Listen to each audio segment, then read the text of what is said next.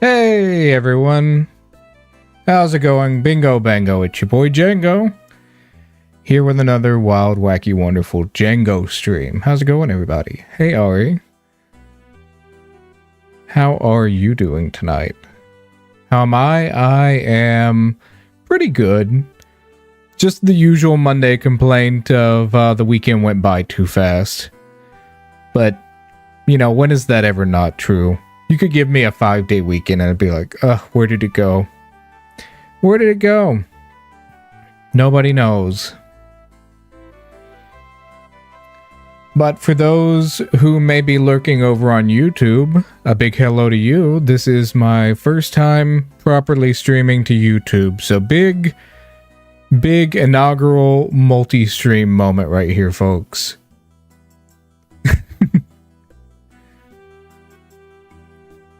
Let's see. Actually, with this game, I should probably move the chat off of the screen just because I'm gonna need to see stuff. Give me a second.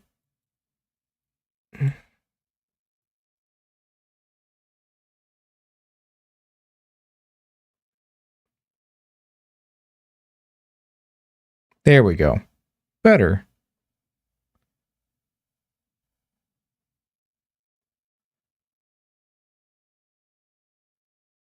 And okay, better. All right, yeah, back to it. So yeah, this is a cool indie game that I came across sometime last year, where it's like those old school adventure games right down to the art style, but it's got some modern touches to it. And I don't know, just thought it'd be cool to check out. I've been on a little bit of a point and click bender lately, and it's always cool to see the new stuff that people come up with in old genres like this. So yeah, just interested in checking it out. Hopefully you are too. Alright, should we do the tutorial? I'm gonna do the tutorial, and because this feels like the kind of game that would have like a plot relevant tutorial. Welcome to the tutorial room. My name's Nancy Maple, not at all affiliated with Nancy Drew. I'll be showing you some of the basics of playing a text parser adventure game. Follow the text prompts at the bottom of the screen to progress through the tutorial. When you first enter a room, it's useful to start by typing look. Just start typing on your keyboard as you normally would. Okay, so it's real old school. Alright. When you type look in a room, the game will describe important features. You see a cupboard and a green door. The game will also list other characters in that room. Jack is here. Type look Jack to learn more about him. Look man or look person will work too if you're having trouble with names. Good to know.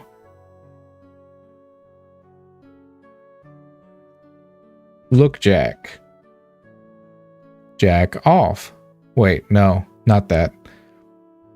Jack is a tall, lean man with a shiny bald head. He is Mr. Richards' employee and in charge of the cooking, cleaning, gardening, and myriad of other tasks the lodge might require. He's weary, but he still seems to be in decent spirits. Jack is somewhere in his 40s. Wow, just broke that man's whole life down to a paragraph. Jack is here to help with the tutorial. How do you do? Looking at characters at different points in the game may give you additional information. Try to talk to Jack and see what he has to say. What about just talk, Jack? Hello, Jack. My name's Nancy Maple. Nice to meet you, Nancy. You can ask me about this tutorial. Type Ask Jack about tutorial.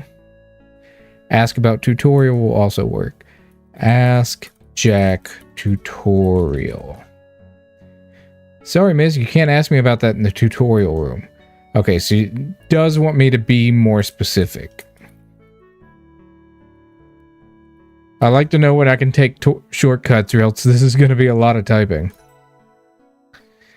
The default movement method is click to walk, shown by the two footprint icons. The blue in the upper left corner of the icon indicates what the target spot is. or you can use the arrow keys to move around the screen. Oh, good to know. You can also ask me about inventory. Alright, Jack, tell me about inventory. Jack's such a know-it-all. You can access your inventory by typing inv or I into the text parser, or you can press tab. Cursor will change to an I. Click the I on the items in your inventory to look at them. Issue of the Toronto Eye from a few weeks ago. Click on the gray loop icon at the bottom of the inventory window. The cursor will become a loop. You can examine some of your inventory items more closely using the... It is loop, right? Lope? The lope? You admire the minute dots that comprise the newspaper photograph of a round-cut diamond. The natural diamond described in the article would be an octahedron, not a faceted specimen. What an embarrassing inaccuracy. You can close the inventory window by pressing tab, the escape key, or enter. You can also examine objects in a room using the lupe. Type examine the cupboard to learn more about it. Examine cupboard. Cupboard is made of a lovely fine-grained wood, though it's seen better days. Most furniture won't be that interesting to examine. This is just an example. If you're not sure what to do next, you can check your notebook. Try Ask Jack about notebook. Ask Jack about notebook. Notebook can be helpful if you get stuck. It'll tell you what you need to do next to progress through the game. Be careful, if you simply follow the notebook's prompts, you might miss important details. Notebook will be displayed if you type note or in. Flip through your notebook pages, click the green up and down tabs, or use the arrow keys on the keyboard. You can close the notebook by clicking the X button, the escape key, or enter. Thanks so much, Jack. You can also ask me about that cupboard over there. Ask Jack about cupboard. Is it cupboard or cupboard? You can open the cupboard by typing open cupboard. If you type open door, it'll open the green door and not the cupboard door. Sometimes there will be more than one cupboard, in which case you might have to walk close to the cupboard you want to open.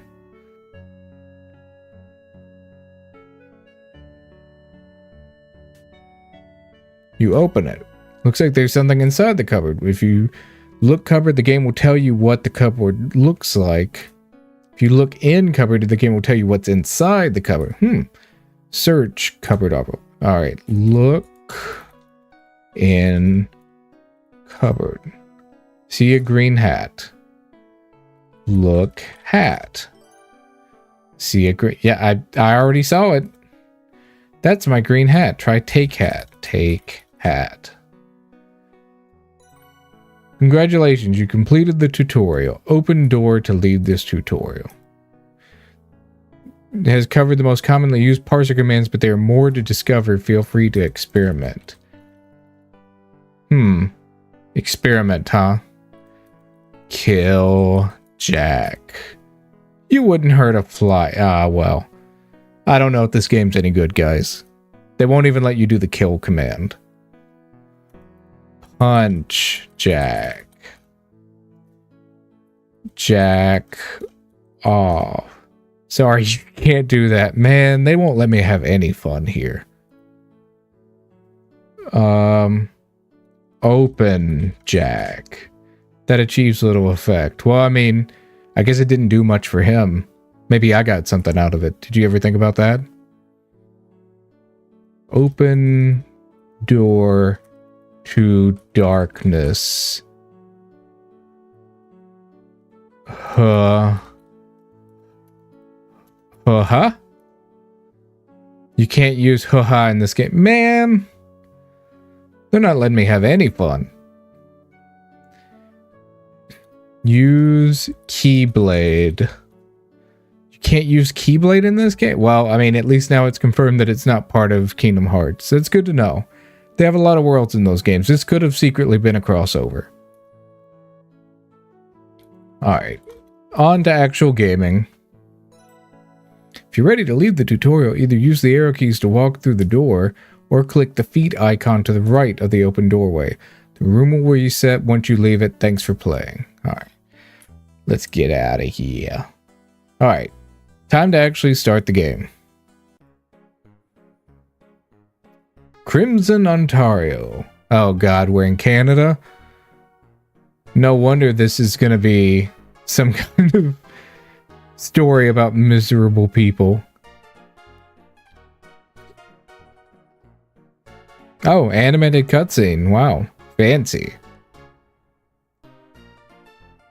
Well, for the time period they're emulating, it is very fancy. Alright, he caught a fish, killed it, was prepping it, and found a big old diamond. Doesn't look very crimson, though. The Royal Canadian Museum, Toronto, Ontario. Hey, there we are. Hey, there you are. Nancy. This is it. What we've been waiting for.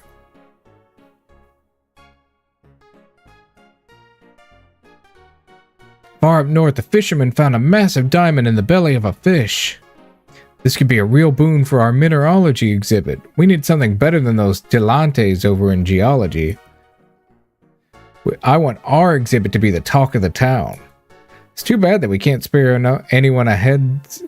It's too bad we can't spare anyone to head up to the middle of nowhere on such a long shot.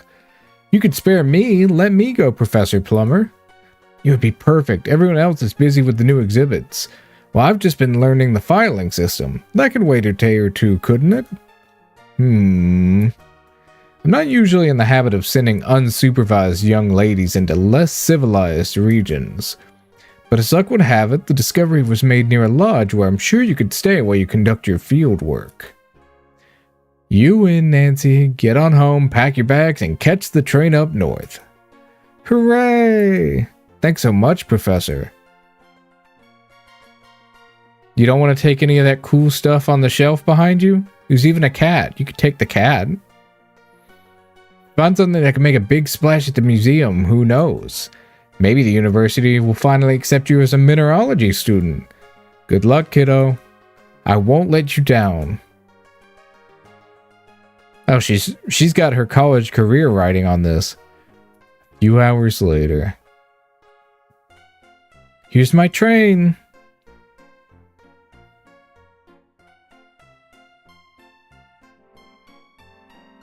Wow, look at these graphics.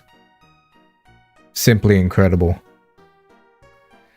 This is it. My first time out of the city. I'm gonna make the most of this trip. Can't wait to see the rocks of Northern Ontario. Goodbye, big city. Hello, adventure. Yeah, no one else here looks that excited about this little adventure.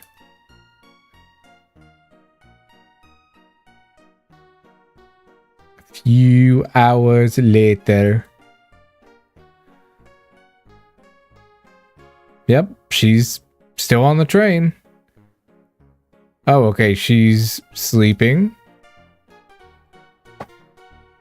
Excuse me, is this seat taken? Not at all. Please have a seat. Thanks.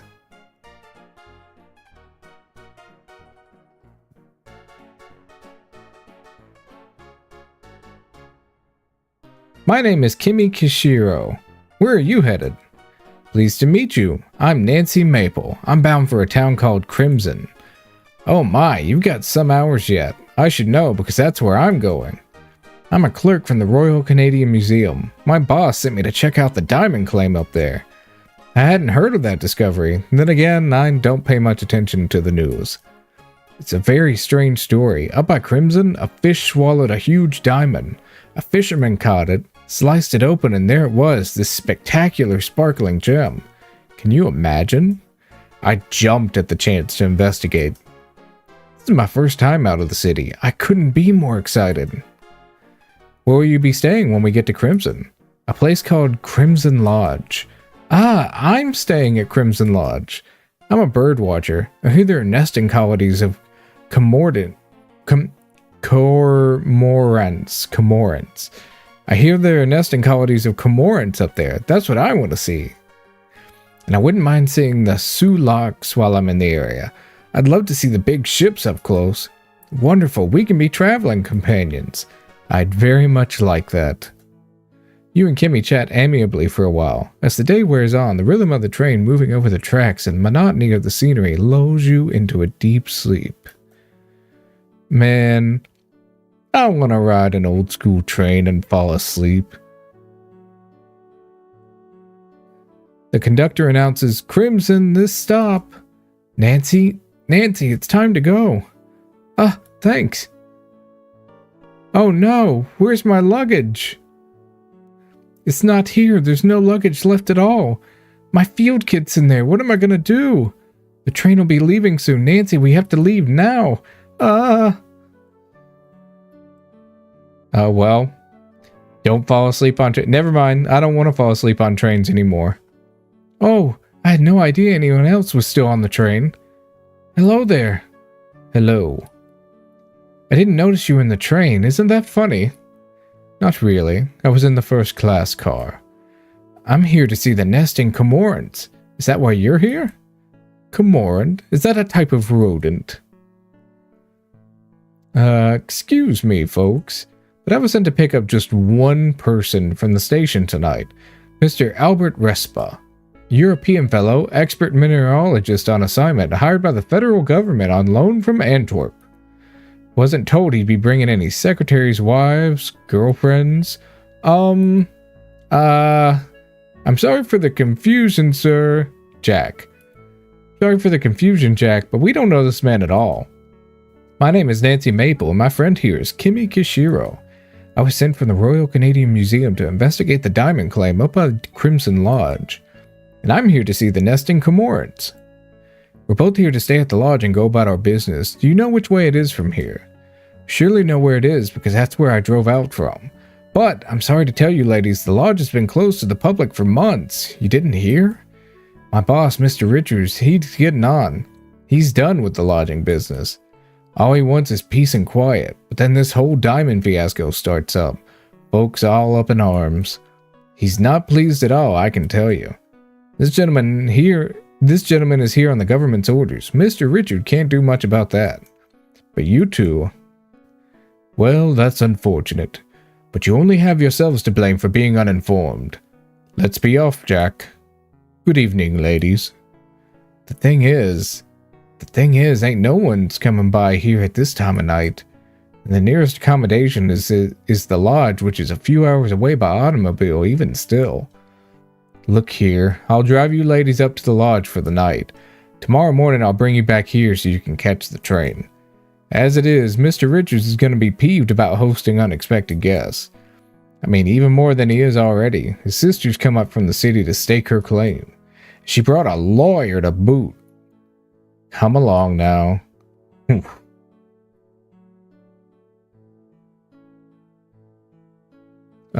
Sure, I'll get those for you. This guy's a real piece of work.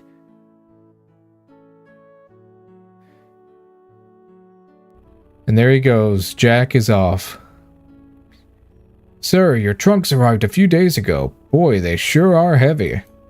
Ah, yes, of course. My, it sure gets dark here at night. Lucky for you, I've made this trip many times. Used to be folks would come out here in the summers for recreation. And before my time, settlers came to this area in hopes of building lives for themselves. But once the mines were used up, there wasn't much reason for them to stay. The soil ain't that good. Have you seen any cormorants? I'm hoping to see some. Yeah, they nest up on the cliffside. Stay away though, they don't like being disturbed. Particularly during nesting season, which happens to be right now. So if you're so wild about birds, I'd let them alone. You'd do more harm than good. Besides, tomorrow morning I'll be taking you right back to the train station. You won't have any time to go looking for them. Have any other diamonds been found around the lodge? First of all, no way to know if that rock even came from around here. I've lived in this area for years and ain't never seen any diamond, so I know for a fact that it didn't come from these parts. They say that man cut it out of the belly of a fish. That diamond could have come from anywhere upstream. You folks are wasting your time, sorry to say. Who cares about shiny rocks anyway? No use to anybody. Well, I mean, I could take a few of those. They'd certainly take care of a lot of other problems for me. We shall see about that. Your travel-weary companions resist your attempts at chit-chat. Seems that Kimmy and Albert have fallen asleep, although in the almost complete darkness it's hard to tell. It's impossible for Jack to hear you from the back seat above the cacophony of the engine and the automobile rattling over the country road. You decide it would be best not to distract him anyway. Here we are. Wow, it's spectacular. You know what? I almost don't mind having more bodies in the lodge. Feels not so empty. Feels like old times. Make yourself at home while you're here. Thanks, Jack. Welcome to Crimson Lodge. There's definitely not about to be a spooky murder mystery here. I'm going to my room. Miss Kishiro, Miss Maple, your bedroom is upstairs at the end of the hall on the right. Bedroom across the hall from you, that's Mr. Richard's suite. Try to keep quiet and stay out of his way, won't you? He shares the suite with Margot. She's his lady friend. I'm in the bedroom right next to yours, along with Mr. Shaw. Albert demanded the use of my bedroom, so that's where he is. Don't know why he was so insistent, but the customer is always right, eh? Huh. That's the smallest bedroom and wasn't really meant for guests. Nessa's room is across the hall from Albert. I'd stay away from her if I was you. After I get this luggage upstairs, I'm going to start up some supper. Wouldn't do to have you all starve, huh? Why don't you explore the lodge a little? Talk to the other folks. Most important, stay out of my hair. I'm a busy man. What hair? What hair? Not literally, of course. Oh, of course. Oh, and if you want to shower tonight, use the upstairs bathroom near the stairs. It's very pink. You can't miss it. Wonder if Nat's still here. How many places do I gotta set at the table tonight? You and Kimmy head upstairs to your bedroom. You don't have any luggage to unpack, but you hang your hat and coat on the floor, on the footboard of your bed and consider yourself settled in. Chapter 1. Introductions. To move Nancy, you can... Okay, yeah, we already know that. I should talk to everyone and get to know them a little before dinner. Notebook will tell you what you need to do to progress. We already know that. Essential objectives that must be completed to progress the game will be marked with XXX. Type review at any time to check your current goals. That's a handy tip. Seeing as I've lost my luggage, I don't have much to amuse myself with before dinner. Perhaps if I take a look around, time will pass a bit faster. Game has auto-saved. Alright, cool. We are in the thick of it now. Let's see. Look. Bedroom you're sharing with Kimmy. Pair of twin beds and matching nightstands are set against the east wall. Kimmy has cleaned the bed closer to the fireplace, a clever move on her part as summer nights are still chilly this far north. A door in the west wall leads back to the upstairs hallway. Kimmy is here. Oh wow, she's zooming. Look at that speed. I didn't know this was a Sonic game. Rolling around at the speed of sound. Got places to go, gotta follow my rainbow. Alright, that's right, I can't just press enter. This is an old school game, so talk. Okay, it's gonna make me specify talk Kimmy. Never been to a place like this before. I'm excited to explore, and I love meeting new people. Yes, you are the inquisitive type, aren't you? Jack did invite you to introduce yourself to everyone else after all. It's only polite. I most certainly am. Would you like to join me? No thanks, Nancy. I'm exhausted. That bumpy ride from the train station left me a bit frazzled. I'm looking forward to some peace and quiet before dinner. I can take a hint. I'll leave you be. Oh, one more thing. While you were asleep, Jack mentioned some old lodge brochures stored in the curio cabinet's drawers. They were meant for guests back when the lodge was used as an inn. Even though we may not stay long, he said we're welcome to take them as keepsakes. Thanks, Kimmy. Now that you talk to Kimmy, it's marked with an X in your notebook. Okay. So let's see. Look, nightstand. Pair of binoculars on this nightstand next to a small lamp. Take Binoculars. Please don't take those. I need them for my bird watching. Use binoculars. Use isn't used in this game. Other verbs are required. Look with binoculars. Sturdy and what? No, I'm not looking at the look in nightstand. These nightstands don't have drawers. Wow.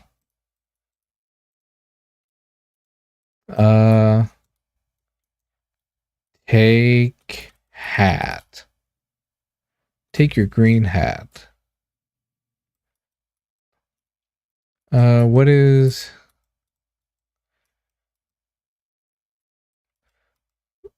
Look in cupboard. Curio cabinet is locked, but I can see some lovely objects in there, particularly a beautiful matching pair of decorated silver steins. Look pictures. Triptych of small woodcuts on colored paper hang in silver frames. Black and white photograph of a mountain hangs over the fireplace. Look window. Don't see anything noteworthy. Look window. Alright. Nothing noteworthy, huh? Look fireplace. Fieldstone fireplace looks like it would come in handy on chilly nights. There's fireplace tools that stand next to it. Powdery soot accumulating in the fireplace. Look fireplace tools. Fireplace stand holds a shovel and a poker. Take shovel. Shovels needed for proper care. Take poker. Poker might poke through your pocket and puncture your leg. Poker, I hardly know her.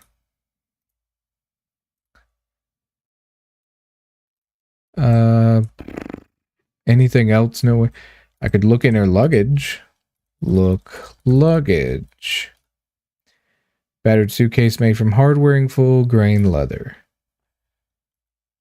Look pillow. It's a nice fluffy pillows. There's a pink and yellow striped pillow on the window seat. Sit. You sit down. Okay, it's not gonna let me into a stand, I guess. Alright. Open door. Type help or H to open the help window. There's a list of parser shortcuts to simplify using the parser. For example, OD means open door. Cool. Good to know about shortcuts. Look. Northern end of the upstairs hallway. The door to the west leads to the master bedroom. The door to the east leads to the room you share with Kimmy. Impressive oil painting is mounted here. Look painting.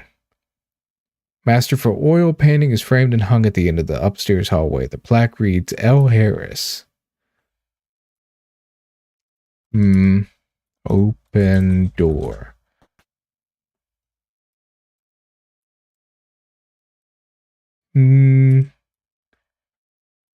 Look. This is the master bedroom. Mr. Richard shares it with Margot. You feel a little weird about invading their private space. There's a wardrobe and nightstands to the left and right of the bed. There are two doors in the south wall and a door in the east wall heading back to the hallway. I get the feeling that if we go in there, you can save and load your game. And alright, we should probably go ahead and say, well, first, I don't want to get in trouble. Let's close door. This feels like the kind of game that would absolutely bait you into getting yourself in trouble later with a move like that. But before we have to go through that whole tutorial again, Ruby Dooby Doo.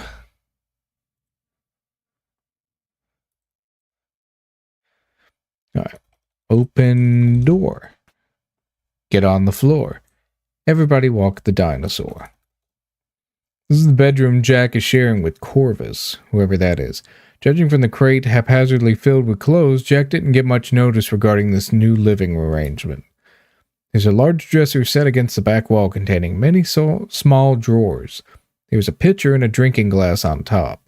You also see a low coffee table, a writing desk, bookcase, plush armchair, and pair of beds. The door in the west wall leads back to the upstairs hallway. Closed door. Look bookcase. You know those kinds of books you see in bed and breakfast that are there for decoration and seem completely uninteresting? These are those kinds of books. Take book. Bored already? Little. Look clothes. Judging from the sizes and types of clothes in the crate, you deduce these are men's clothes. Look pictures. Oil paintings are hung over the two beds in this room. One features a majestic mountain range, and the other depicts a tuxedo cat lying on grass, surrounded by flowers. That cat reminds me of the sweetest stray I've ever met. A tuxedo cat, just like that. Great, Nancy. Look mirror. Mirror has been cleaned to a streak-free finish. Jack sure knows his stuff. Look picture. The water glass and pitcher is set on the dresser. Take picture? If you ever woken in the night with a fierce thirst, it would be monstrous to take the pitcher of glass. I'm sure there are plenty of drinking glasses elsewhere. Maybe I should try the kitchen. Open drawer.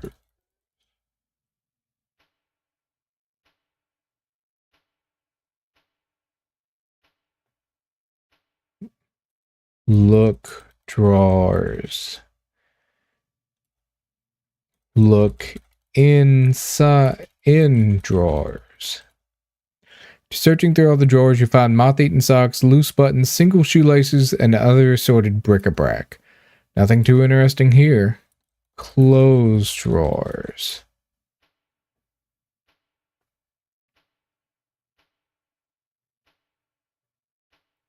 Look bed.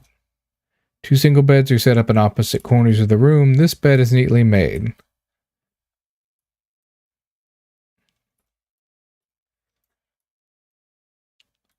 Look bed.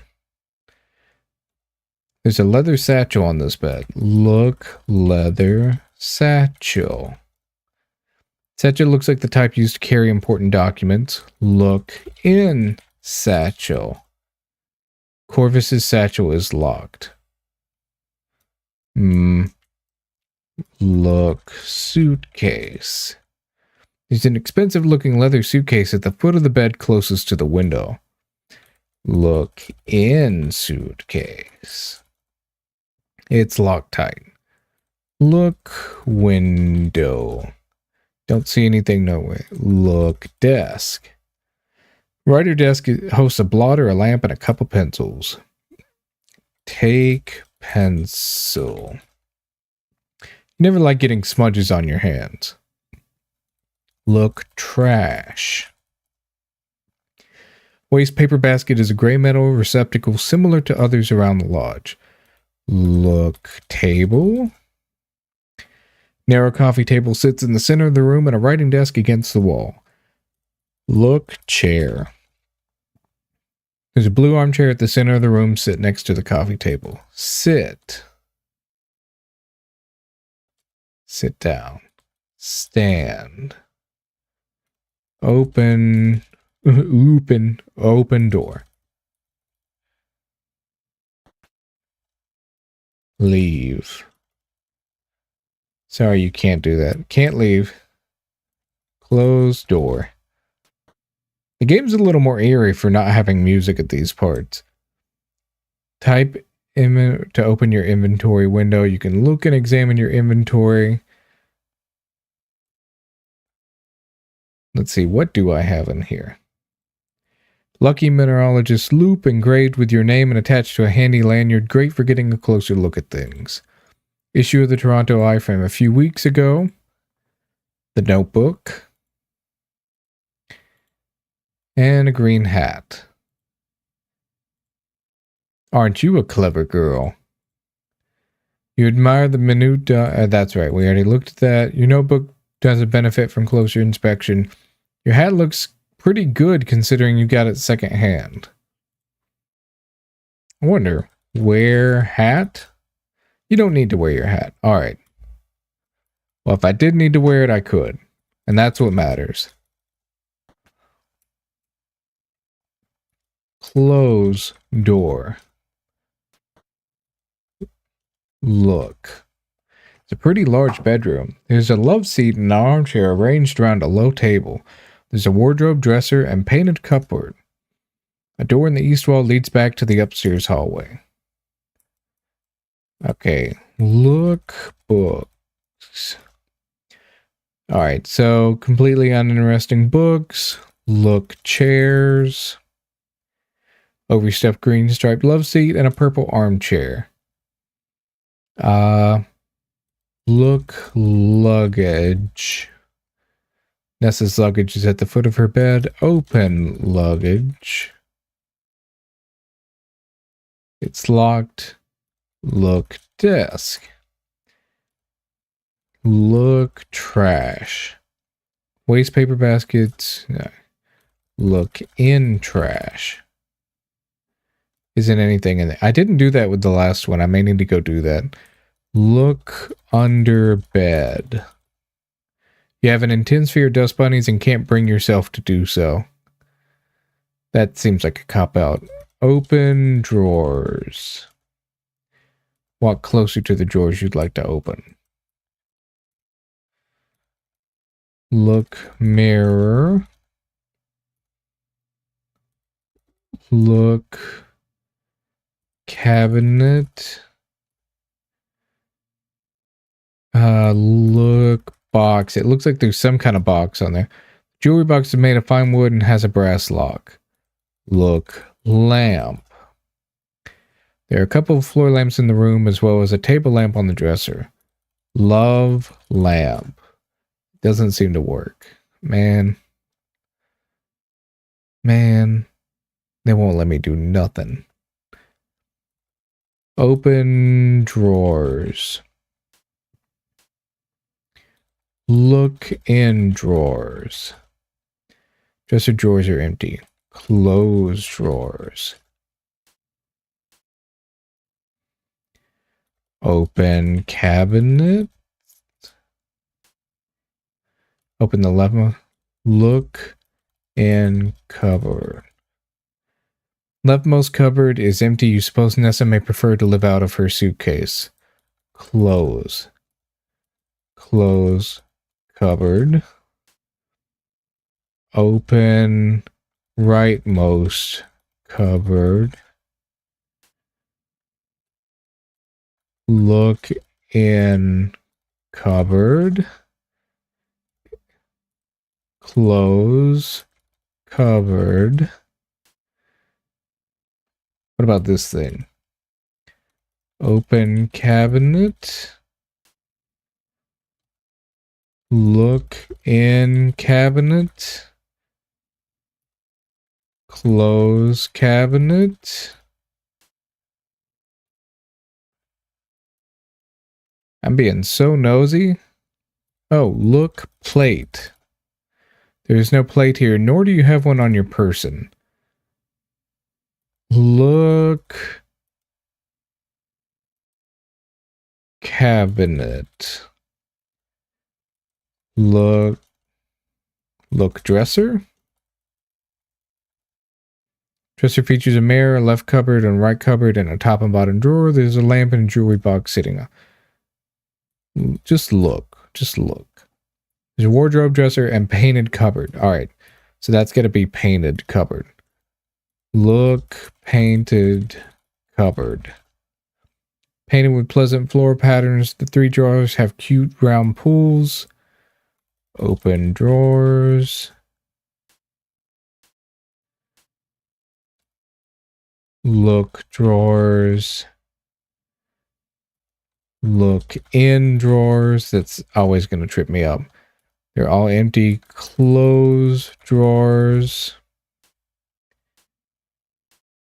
And I don't know, just the lack of music is making me very paranoid that someone's gonna bust down the door and catch me like snooping.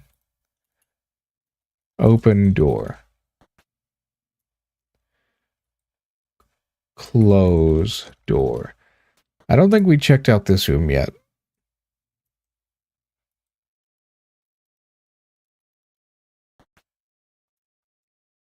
Oh, there he is. Look. Small bedroom, humbly furnished. Albert insisted on getting a room to himself despite its size. The furniture in this room is of simpler make and consists of a wardrobe, desk, and nightstand. There's a pitcher and a drinking glass on the nightstand. The door in the west wall leads back to the upstairs hallway. Albert is here. Talk Albert. Hello, Mr. Respa. How are you settling in? Please, miss. I am busy at the moment and can't chat. Well, I have a feeling I'll get in trouble if I snoop while he's in here, so. Close door. Use the backslash key or type pause to pause the game. I didn't open that door. Oh, is that the stairway down? Let's look. Door opposite the stairs in the west wall is a storage closet. The hallway continues to the north and south. Oh, well, I didn't want to go down there. Oh, okay, keyboard choice. Yeah, I'm not going to use that. Let's see. Book. Look, bookcase. Little bookshelf is full of not very interesting books. Open door. Close door. Look. Upstairs closet is where Jack stores the bedding, towels, and cleaning implements. Some spare furniture is stored here too. See a huge wardrobe, a green trunk, and a blue trunk. Alright. Look. Shelf. One shelf stands in the back wall full of battered books. Another shelf is by the door and holds linen and towels. Take linen. Bathroom's already well stocked and your bed doesn't require additional bedding.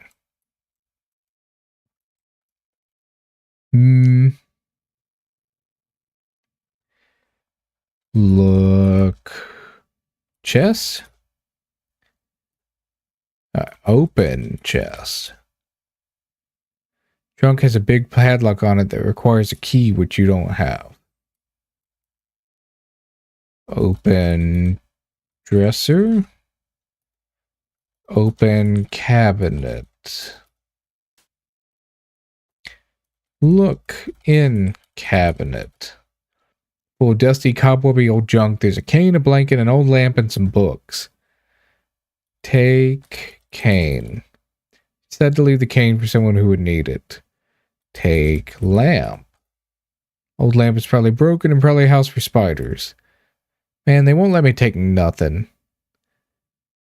What was in here? Look in cabinet. Cane, blanket, and some book. Take blanket. Don't want the moth-eaten blanket. Look books. All these books have water damage, broken spines, and loose pages. Wow, it's literally just full of junk. Okay, great. Close cabinet. Look bookcase.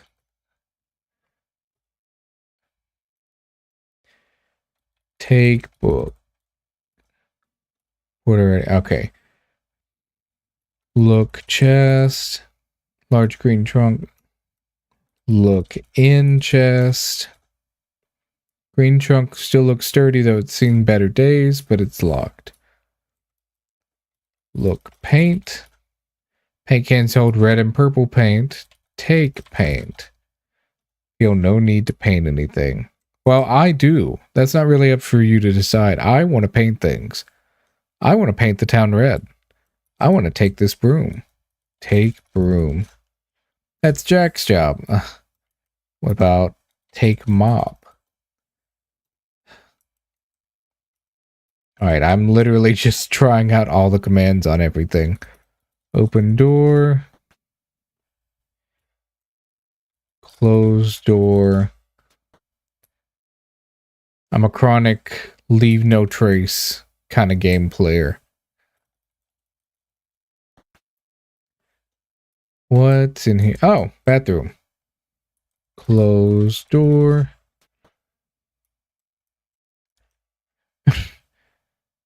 Look. Toilet. Spool chain, high tank porcelain with a wooden seat. Look in tank. Can't use tank in this game. Look in toilet. That course of action. No, I can look in the toilet. Open toilet. Keeping the lid down is more standard. Well, I put a toilet in the game if you're not going to let me make jokes with it. Look in trash. Isn't anything in there? Look. Mirror. Is you alright? Open mirror. Aha, so it does open. Look in mirror. No, I meant look in cabinet. Medicine cabinet contains the usual remedies you'd expect to find. Dr. Kimmel's swamp root, Mayer's system regulator and tonic, red cloverine pills, a bottle of catarrh remedy, and Beecham's patent pills. This is what you'd expect to find back then? That all sounds very not real. Look picture. A woman with voluminous whiplash hair is advertising cigarettes in this Art Nouveau poster. Take shower. You're about to get into the shower with your clothes on. Take off clothes. Well.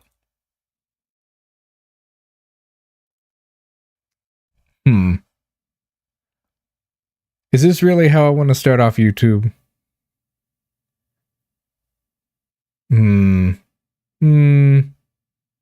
We'll give it a break. Think some privacy would be nice. Game has auto-saved. Oh, so she really did take a shower. Oh, wow. I was not expecting that. Will it let her? No way it lets us open door. You would never dream of robbing the lodge in nothing but a towel. I did not think it would let us. Close door. But I also didn't think that it would let us take a shower, so. Put on clothes. Alright, what about take medicine?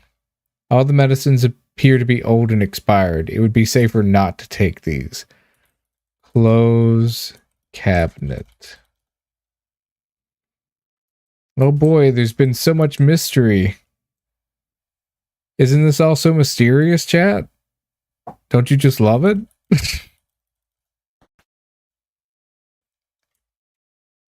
I don't necessarily want to examine every nook and cranny, but I feel like I'm going to miss something important unless I do.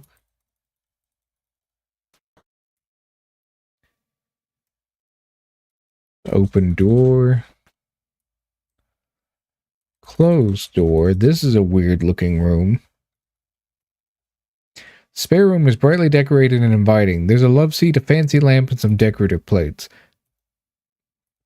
Look painting. Art Nouveau poster is an advertisement for absinthe, featuring an auburn-haired woman in a sheer robe. Absinthe's one of those hit-or-miss alcohols for me. Look in bookcase. Look bookcase. Bookshelf contains a set of classic literature as well as a number of storybooks. There's also a framed photograph. Look photo. Photograph appears to be of Evan and Nessa's parents posed in front of the newly built lodge. Take photo. Photograph is surely more meaningful to Evan than to you. Do you decide to leave it alone? Take book. It's in a lending library. Oh, wow. Suddenly you have manners? After you've gone and snooped in everybody's room for like the past hour. Look plates. Trio of pretty decorative plates sit on a small curio shelf. Take plate. These plates are delightful where they are. Perhaps they are plainer plates for you to use elsewhere. Look lamp. Floor lamp has a lovely leaded glass shade. It's painted many vivid colors. Turn on lamp. The lodge is so well lit that you don't require the lamp's light. They're for decorative purposes. Sit. She really will just sit anywhere. What a queen.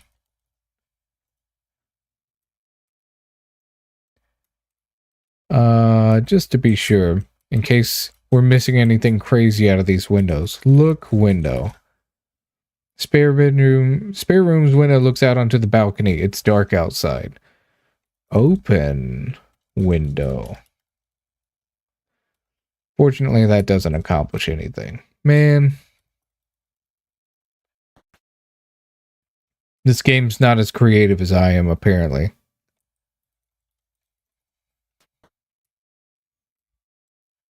Open door. Oh, we're out on the balcony now. Ominous. We gonna observe anything scandalous here?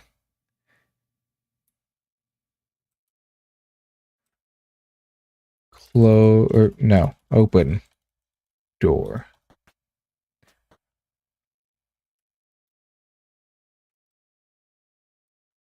Alright, we're downstairs. I hear voices near this doorway. I wonder what they're talking about. Listen.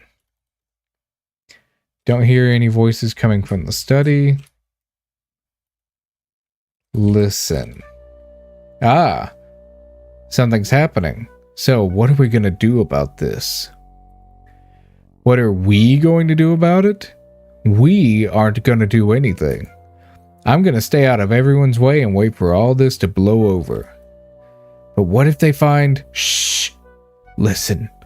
If you want to talk, we'll do it privately, later. Meet me in the study after dinner. Study, huh? That might be that neon room that we just found. Let's see. Open... Yeah, we'll start here. Open door. Oh, okay, it's Jack. I don't know that we want to talk to him yet. We need to go examine other people.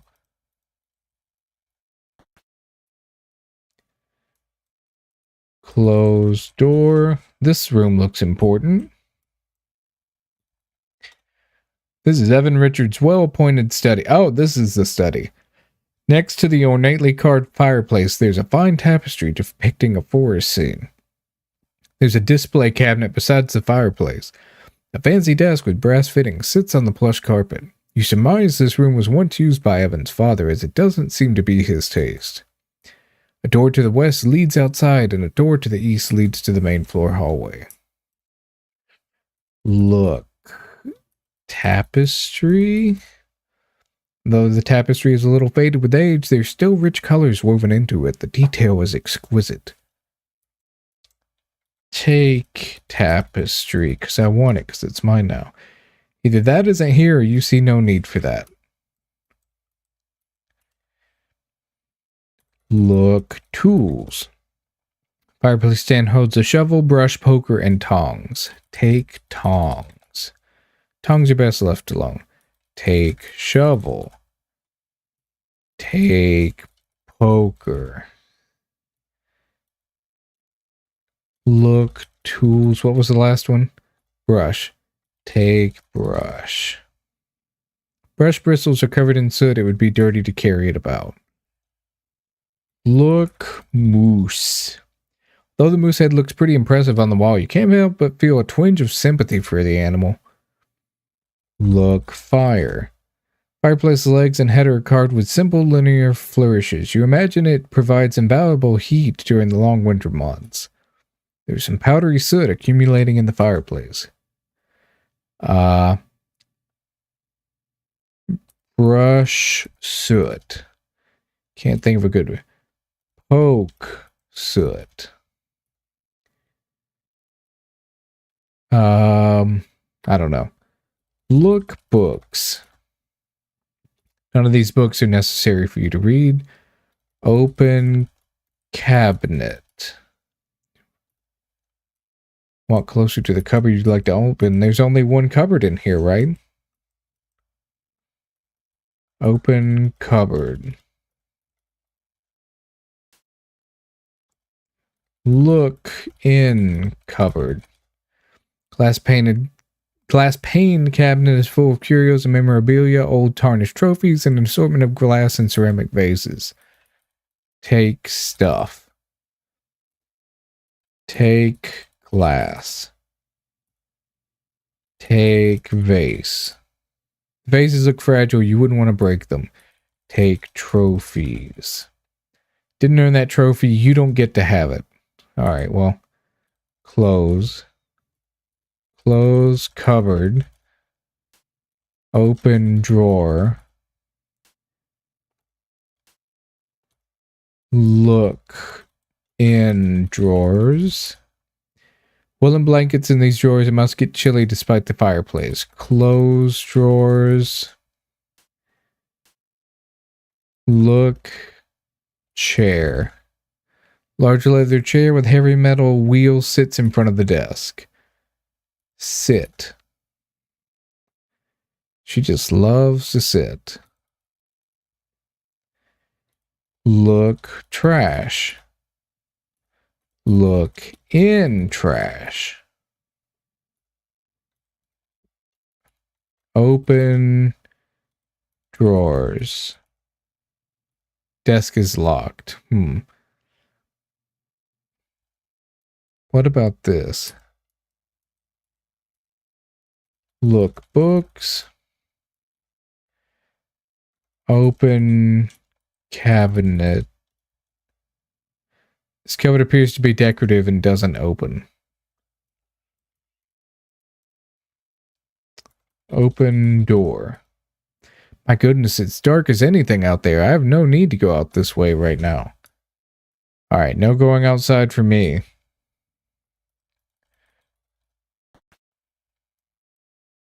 Closed door. These are interesting looking. Open door. Ooh, pool room. Nice. Closed door. Look. Billiards table dominates the center of the room. There's a cue stand against one wall and a card table nestled in a corner. A door in the western wall leads outside and a door to the east leads to the main floor. Alright, play billiards. Need a cue first. Get cue. There's no one here to play with it. Okay, so I'd have to have someone here to play with. Man. Nothing else really sticks out in this room other than the billiard table. Look under table. Don't see anything noteworthy. Alright. I'm not going to spend a bunch of time in here.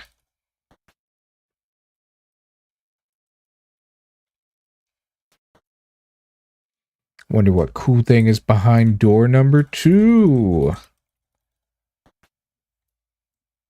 Oh, the dining room.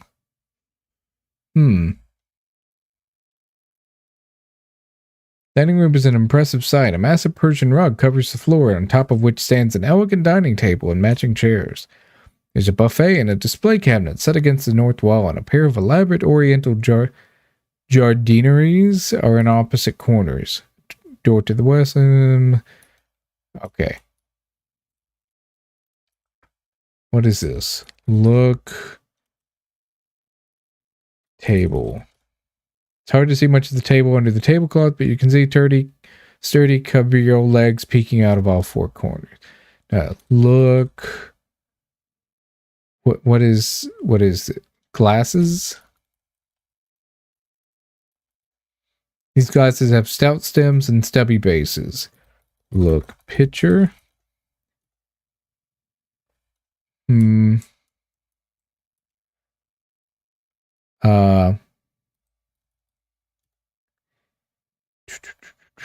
Matching chair. Display cabinet. Look, cabinet. Handsome display cabinet in the corner with glass panes to display fine dinnerware. A left cupboard and a right cupboard provide additional storage. Look, cupboard. Open cupboard. Look in cupboard. Chafing dish and serving platters. Close cupboard. I'm not feeling like we're making a ton of headway here. Ooh, bar though. I'll take some liquor. Cozy bar decorated in warm hues of crimson and coral. A trio of stools are stationed in front of an elaborately curved bar. There's an oversized armchair and a striped love seat. Look, alcohol. Alcohol. Spelling difficult. Multitude of bottles sit on the back counter of the bar containing various liqueurs. Take liqueurs. You aren't a lush. Drinking liqueurs is a bit much. I prefer a nip of whiskey myself. Well, we're similar in that way, aren't we? Nancy gets it. Look in chair. That achieves little effect.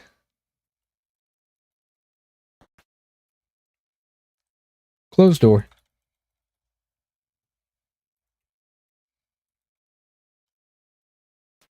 I gotta remember the shortcuts because it's so much easier than constantly typing.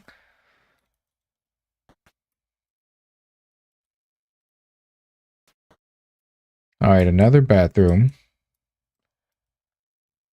Look. Well-appointed powder room. There's a small storage cupboard. And a green bar of soap sits on the pedestal sink. An oval mirror and a fancy brass frame hangs on the wall. Open cupboard. Look in cupboard. Close cupboard. Just has TP, which is good to know that they're stocked up.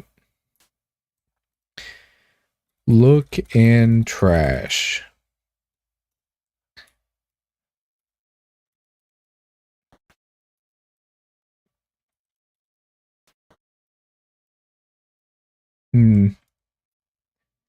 Wait, I hear voices near this doorway. Listen. We've only just arrived, but I can't wait to leave. I've always hated this place.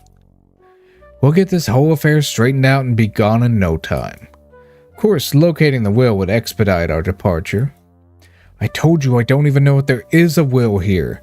That does complicate things, yes. Well, you do your job and I'll do mine. All these suspicious people.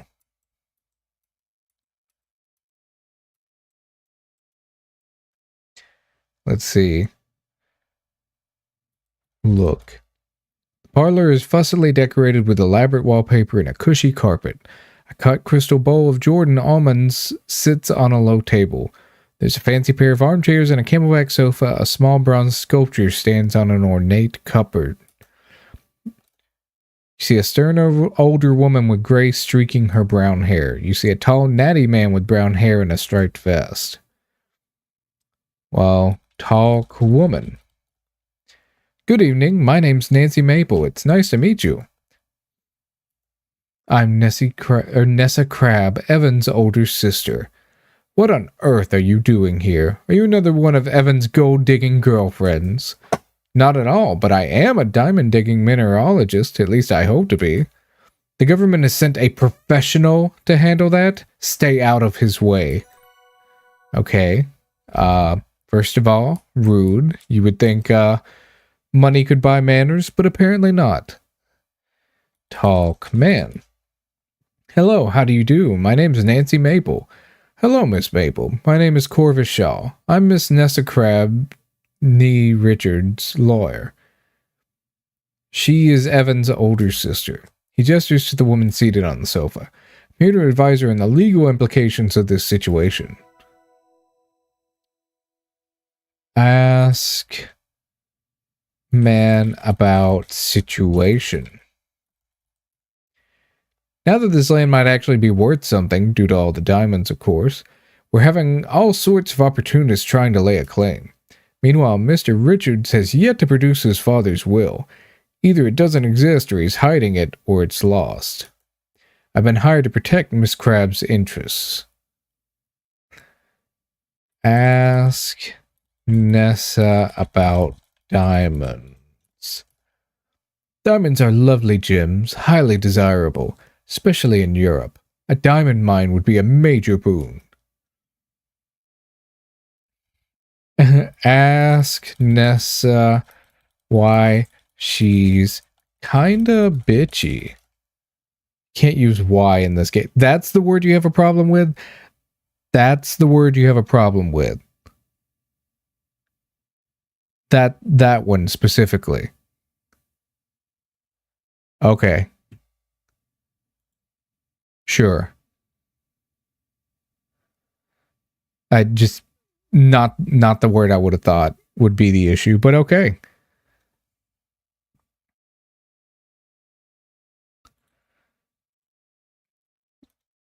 Just surprising. All right, let's lead them to it. Open door. Close door.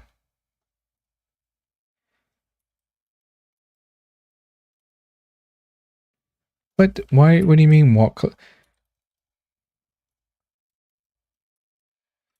All right, well, for some reason it doesn't want me to close this door.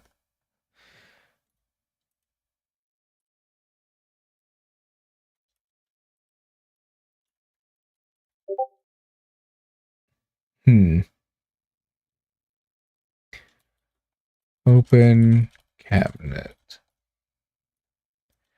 Wait, just... Alright, how about look?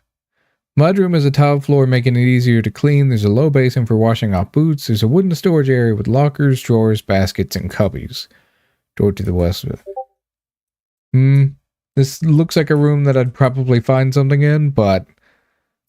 maybe later. Alright, what do these guys have to say?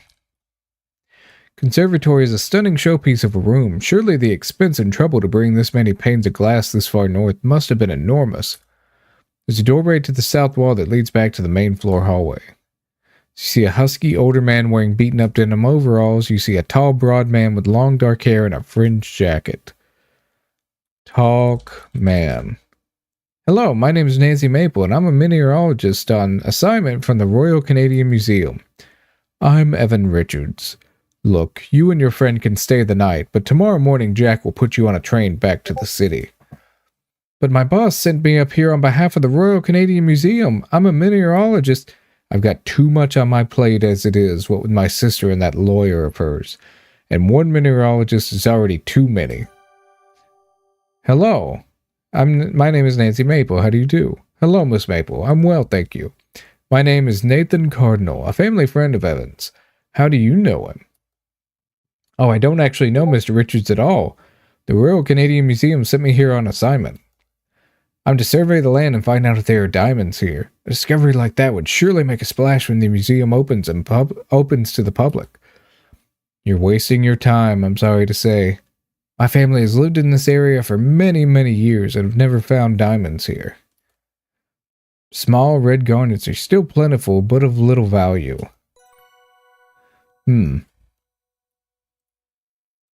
Let's see. Let's look in this trash. Look in trash. Nothing in there.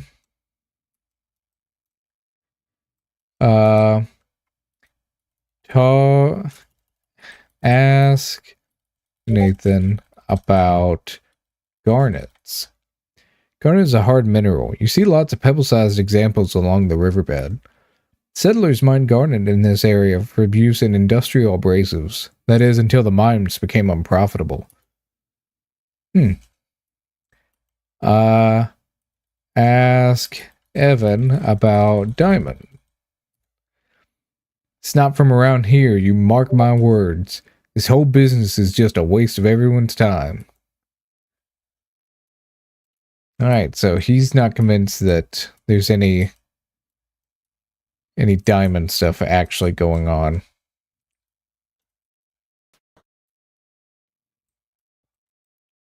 Whoa there, I'm busy cooking up dinner. Get out from under my feet.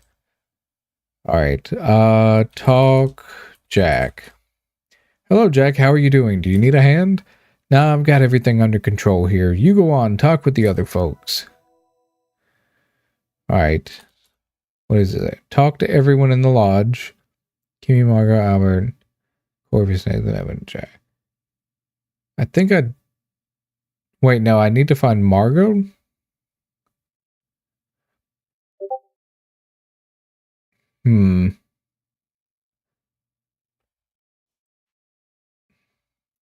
Wait.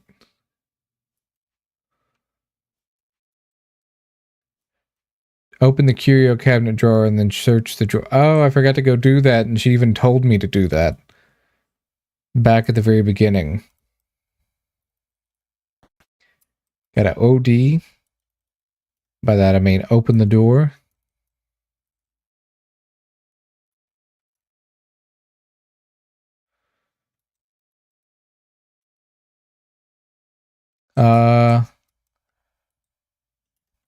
Open curio drawer. Take brochure. Ask Kimmy about brochure, or just ask about brochure. Ask Kimmy about brochure. I like brochures of places I visited. It was nice of Jack to offer the lodge brochures to us, though I wonder if he's just trying to get rid of them as the lodge is no longer in business as an inn. Type map into the parser to open up the lodge brochure and see the map inside, or you can look at the brochure in your... Oh, okay, so there's a practical reason for getting one. Close drawer. And now I need to find this Margot character, which this is the only room I didn't really finish exploring.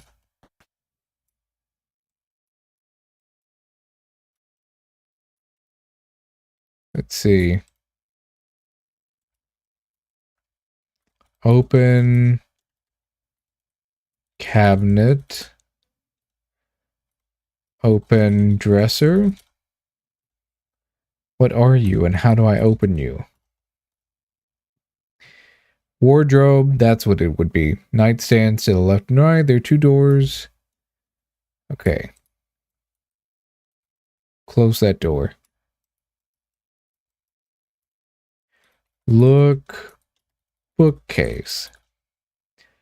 Variety of books on many subjects. Most are in French. Gross.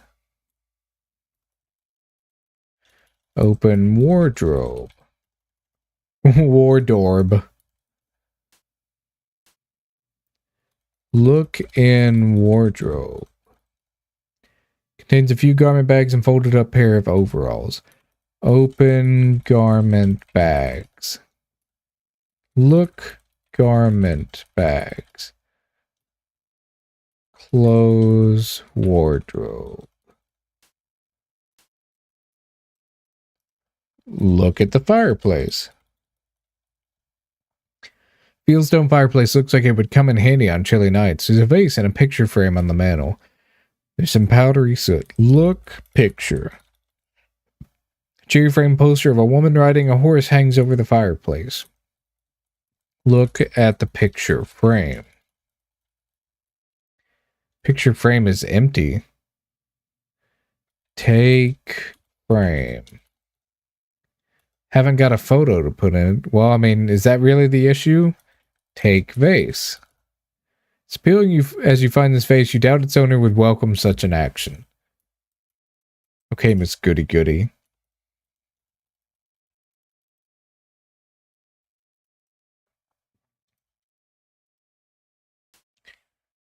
Open the nightstand and look in nightstand. Roll white tape on the nightstand drawer. Take tape. Take the adhesive plaster out of the nightstand drawer. Oh, so I actually can take the tape. Well, I guess that is an item nobody will miss. Close drawer. Open drawer. Look in drawer. Close drawer. And then open trunk. And it's locked. Open door. Ah, here we go. This is quite the room. The boudoir transports you to fin de siècle, Paris. It's shiny, opulent, perhaps slightly tacky, and very, very pink. A mirrored vanity is the focal point of the room. Exotic perfumes hover in intensely localized clouds that you can almost see. Every movement stirs air currents that bring new scents to your nose. A doorway in the south leads to a walk-in closet, and a doorway to the north leads back to the master bedroom. A powder compact is on the vanity. You see a pretty blonde woman in a fashionable dress. Talk woman. Hello there, it's nice to meet you. My name's Nancy Maple. A pleasure to meet you, mademoiselle. I am Margot. Welcome to the Crimson Lodge. How long will you be staying with us? I'm only here tonight, unfortunately. I was sent here by the Royal Canadian Museum on assignment, but Jack says I'm due to leave on the train tomorrow according to Mr. Richards' wishes. I see. I'm sorry we won't get to know each other better. You hear Jack calling supper. It's time to head to the dining room. But I fear there is more to examine in here. This is quite the room. Margot's walk-in closet is luxuriously appointed. It has an enormous mirror on the wall and an ornate bench in the center of the room. There's a shelf full of footwear, some fancy frocks on hangers, and a selection of elaborate hats. A wardrobe and 2 chests of drawers are surely bursting with more finery. Can we just start taking stuff? The dresses wouldn't fit you. That's the issue, isn't it? Not the stealing. That it wouldn't benefit me to steal. Open dresser. Chest of drawers holds Margot's delicates. Negligees, brassieres. You stop looking through the drawers and close them, your face slightly flushed.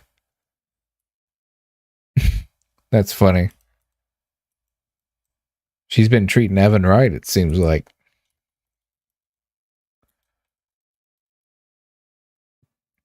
Chest of drawers holds Margot's blouses.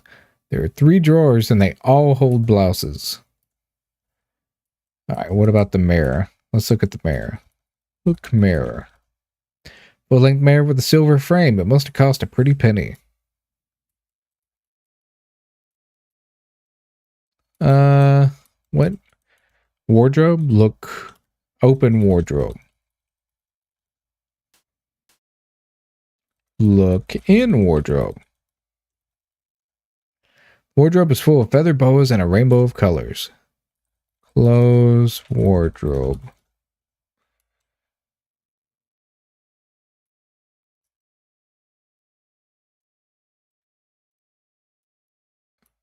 Alright, let us leave. Where does this go again? Ah.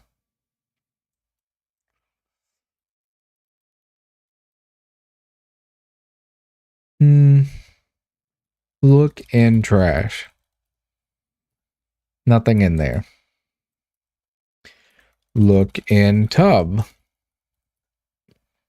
Bathtub currently empty. Ah, Sky, welcome.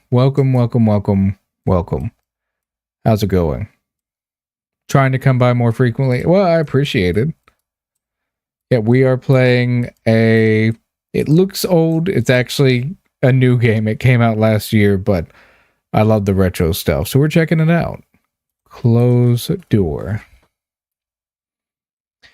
I'm a chronic door closer, even though there's probably no punishment for leaving them open. I just feel this sixth sense that the game is eventually going to punish me for leaving a door open, and I'm not going to give it the opportunity. Comfy and good, just been thinking how we talked about LLMs. That was a fun stream for me. Yeah, that was a fun stream. I'm glad you made it by. That was a fun little combo we had. All right, so you just got to the point where something's actually happening. We're all going to dinner, and do I go in here? I think this is the dining room. Let's see. Yeah, here we go. My goodness, what a lot of company we have tonight. Oof, this is giving me indigestion. This food is giving me indigestion.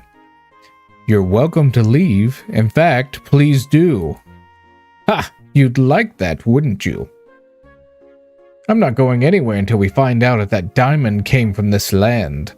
Have I played mouthwashing? I have not played mouthwashing yet, but I kind of know everything that happens in it because I got spoiled on a lot of stuff. But I mean, I get where all the hype comes from. I just kind of ruined the experience for myself as far as being a player of it. But it's really cool. I mean, in that messed up kind of way. I'm not going anywhere until we find out if that diamond came from this land. That's why I try not to get spoiled on Deep Space. Real. If you know it's something you're going to care about, definitely don't go spoiling it for yourself. But if you didn't know that you were going to care about it and then you spoil it and then you found out, wow, I wish I hadn't spoiled that, yeah, you're just kind of, that's just what it is. And if it did, then you better believe I'm getting my share. That's what you think. Yes, that's what we think. That's what I'm here to ensure. Hey you, how long is that gonna take? I will begin my field work tomorrow morning. What about the Amanda the Adventurer 2? I did not get the second one spoiled. I've definitely seen everything about the first one, but I didn't watch as much about the second one because I thought eventually I may end up playing that one as like a, maybe like a, you know, if we reach 400 or 500 followers, I'll play like a spooky game, something to get spooked out. Second one is good. Noted. I will begin my field work tomorrow morning. Crimson used to be a garnet mining town, yes? Yeah, but forget about visiting the mines. They blasted the mine entrances shut years ago when they closed it down. Unless the fish had a pickaxe, broke into the mine, swallowed a diamond, and then dove back into the river? Yes, I see. I've never even been there. Couldn't tell you where it is. Mr. Richards gets a sour look on his face and digs back into his meal. Looks like he's done with this conversation. Margot, what a lovely necklace you're wearing. Thank you, mademoiselle. Monsieur Richards, he gave it to me. I am very fond of it. A cheap trinket. Misshapen paste gem in a cheap setting. It is a white garnet, not glass. My Evan, he found it here in Crimson. Didn't you, mon cher? Never mind, Margot. No one wants to hear about that. My sapphire brooch, now this is a real piece of jewelry. Bought it myself. Well, I think they're both quite nice. Nathan, I read in the newspaper that most of the land up here was once parceled out to settlers. Is that how this plot became property of Mr. Richards' father? About 50 years ago, this land was annexed by the government. Various treaties were signed in exchange for preservation of our hunting and fishing rights and financial compensation. The promises described in those treaties were not honored, by the way. Classic Native American treatment. Even though he's not Native American, he's Native Canadian? That just sounds wrong. But I guess that's what he is. But it sounds wrong. Settlers came, mines were dug, and Crimson was prosperous for a time. But eventually the mines were exhausted. Most settlers abandoned their homesteads, and Crimson became a ghost town. Only Mr. Richards and his family remained. Yeah, we liked the peace and quiet. We liked it? I always hated it here. I sure do miss peace and quiet. Nessa and Corvus are the first to excuse themselves from the table. They head to the bar for a nightcap. Albert follows them for a snifter of brandy and one of his cigars. Jack clears away the dishes and goes to the kitchen to wash up. After eating a minuscule portion of supper, Margot heads upstairs to draw a bath. Kimmy heads upstairs to get ready for bed. Nathan and Evan remain at the table, lingering over their desserts. The candles have burned down a fair bit over the course of the evening, leaving small puddles of wax solidifying on the tablecloth. Well, that was a lovely meal. Yeah, Jack does a good job. Usually I wait for Jack to come clear the dishes so I can put off getting up. Looks like he's taking longer than usual to clear up what with all the extra guests. I feel a little responsible for Jack's extra workload. Maybe I ought to give him a hand. He'd appreciate that. About time someone made themselves useful around here. Well, I guess do I need to stand? You stand up. Well, let's talk to these guys and bother them first. Talk, man. Thanks for the nice dinner, Mr. Richards. Didn't you have enough chatter at dinner, girl? Jack's dinner tasted as good as it smelled. He grows a lot of the ingredients himself. It's impressive. At least one of you is nice. Alright, talk to Jack. Hello, Jack. Miss, I'm busy with these dishes. I can't talk right now. Help, Jack. You help Jack wash the dishes. Thanks, miss. Lots more dishes than usual. Happy to help. Now, I gotta go see to Miss Crab and Mr. Shaw in the bar. Have to make sure they don't drink us dry. And of course, I need to get Mr. Richards his hot toddy. He likes a soothing drink before bed. And I don't want to keep Miss Margot waiting.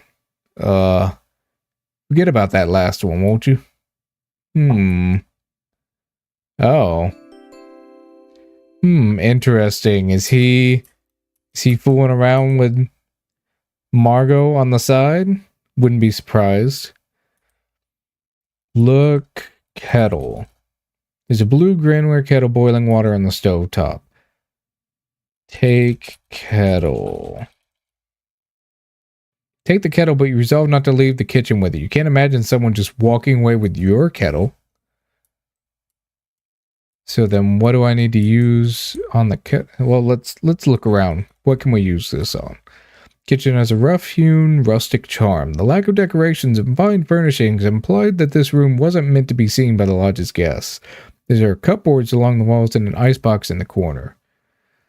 Icebox, a strip of yellow flypaper dangles near the door. Look, flypaper. Sticky flypaper is loaded with dead flies, frozen in various states of mortal struggle. Take flypaper. I bet she won't. As much as you hate looking at that strip of flypaper loaded with flies, you don't have any more flypaper as a replacement. Look in the icebox. Mainstay of any well-equipped kitchen. Open icebox. Look in icebox. Use kettle on ice. Pour kettle on ice. You eagerly pour some hot water onto the ice block. Aha! Some of the ice has melted away, revealing a wooden handle. Ooh, so that was what I was... Okay. Take handle. After a few tugs, you're able to pull the wooden handle of the ice block. The rest of the tool is pointy and made of metal. Hooray, it looks like I found an ice pick. Must have left the ice pick on top of the ice block, and when the ice melted and refroze, it gradually got swallowed up. All right, close ice box. Look puddle. There's a puddle of water beneath the ice box. Dear, looks like the ice is melting and leaking out of the ice box. Clean puddle. That's Jack's job. Wow. You made the mess, and he's like, all right, Jack, thanks for hosting me here. You really didn't have to. By the way, I made a big mess. Clean it up. Thanks. Open drawers. Look in drawers. Full of all the random bits and bobs usually found in kitchen drawers. All right, exciting. Close drawers.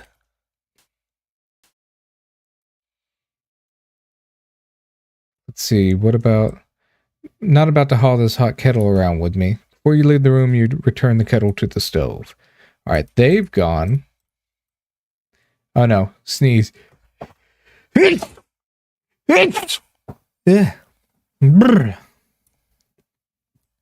Sneezy boy. All right, open, or no, listen? Don't hear any voices coming from the study. Open door. Well, they said they were going to the study earlier. Close door.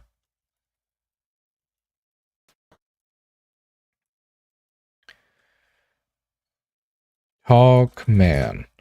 Lovely lodge, Mr. Richards, especially this room. My pa did all this. Had nothing to do with me. Glad you like it, though. Ask about hot toddy. Jack brings me a hot toddy every night before I go to bed. If you want, I can get him to make one for you. No thanks, Mr. Richards, but you're very kind to offer.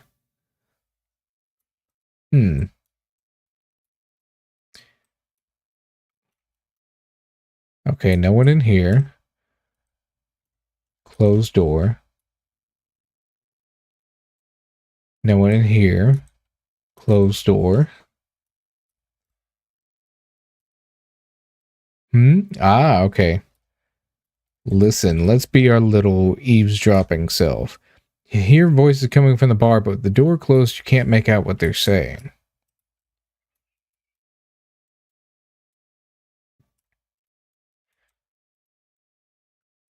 Aha, listen.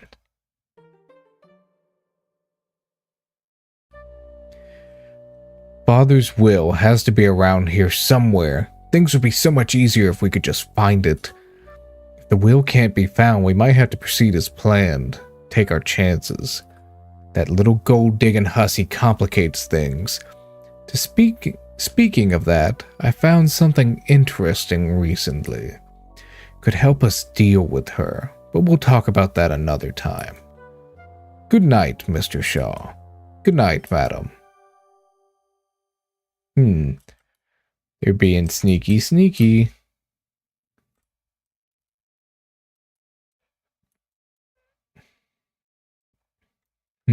Open door.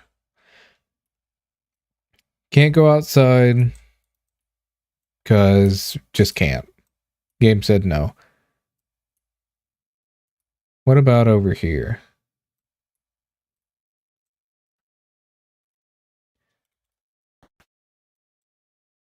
Alright, she's not in there like she's supposed to be. Closed door. They said that... Oh, okay. Here we go. Listen. Speakers are too far from the door to hear them clearly. Perhaps you could listen to the door with an item.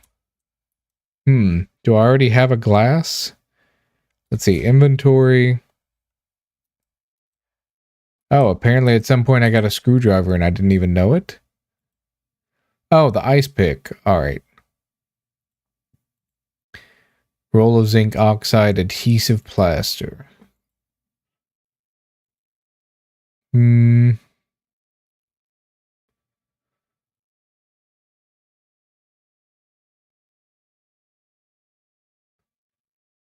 Let's see, where could I find a cup to use?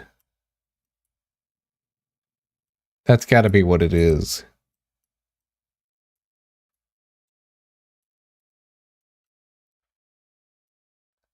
Take glass. Versatile drinking glasses, huh? Open cupboard. Yeah, you can't even get ye flask. Open the bottom cupboard. You open the top cupboard. Get ye flask. You can't use ye in this game. Man, they won't let you have any fun. How's it going, Shift? Alright. Take cup. Take glass. What do you mean? Look cupboard. Look in cupboard. Just got home from rehearsal. How did it go? There's a huge, heavy pots and pans in the bottom cupboard. Glass pane cupboard contains a couple of decorative plates, a pretty blue mug, and some plainer mugs. Take blue mug. Went well tonight? Nice. It raining? Yeah, it's been raining around here the past couple of days, but not the worst thing. Kind of helps fend off some of the pollen that we've been dealing with. My allergies have been going crazy. I wrote one of the scenes and the actors almost get it. Okay, that's right. Well, listen with cup on door. Use cup on door. It's gonna say you can't use in this game, which is stupid. Maybe I have to actually go into inventory. No, it won't let me use it for. Put cup on door. Oh, maybe I have to use the word mug. You put mug on door. Ceramic mug wouldn't transmit sound very well. Perhaps a similar item would. Oh my god. Be so for real right now.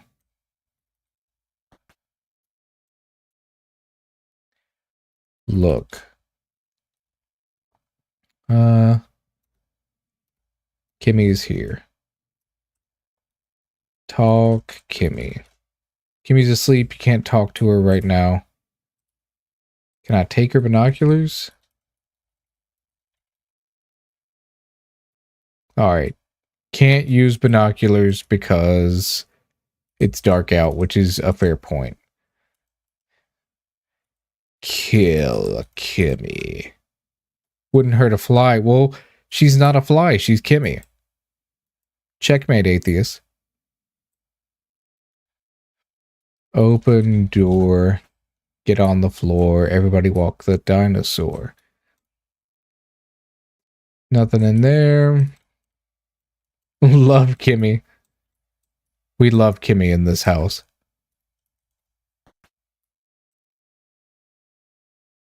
Oh, she's asleep. They'll just let you walk into anybody's room in here, won't they? Kill woman. Look woman. Miss Crab is Evidentia's older sister. She's a stern, matronly woman with a look of perpetual displeasure etched into her face. Back in the city, you've seen plenty of women just like her, well-to-do and disapproving. Fast asleep, huh? Just looking for a place that I can grab a cup from. Open door. It's locked. Understandable. Kind of surprised no one else is locking their doors here. Yeah, she absolutely has resting bitch face and also active bitch face and just bitch face. Period. Hey, cup. Take cup. Leave the pencils in disarray? Never. No. Take glass. Plenty of drinking glasses. I tried the kitchen.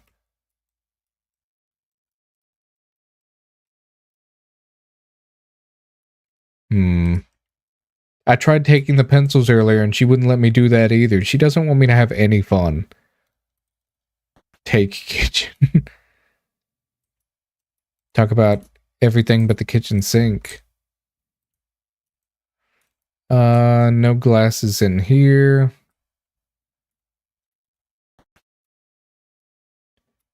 Are there any glasses in here? Maybe. No, there's not.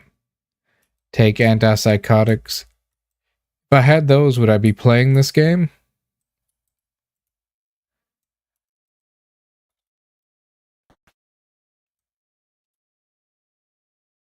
Alright, well, it seems to keep signaling for me to go to the kitchen, even though I was pretty sure I already did that. I guess we just need to keep looking around. Open cabinet.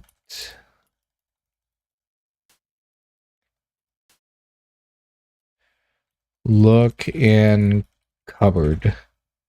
Variety of plates. Sink contains the pipe that drains the sink. Not what I need. Close cupboard. What about these in the corner? Open cupboard. Ah, that looks promising. Look in cupboard. Drinking glasses. There we go. Take glass. Finally. Close cupboard. Close cupboard. Yeah, no, she said that she wouldn't take that glass because that's like, she's like, bro, that's not cool. What if he wakes up in the middle of the night and he's thirsty and he wants a drink? Are you really going to do that to that man? I mean, she's kind of real for that. Sometimes you just wake up and be extra thirsty. Like, it's been years and you're out of the club and getting grinded on levels of thirsty.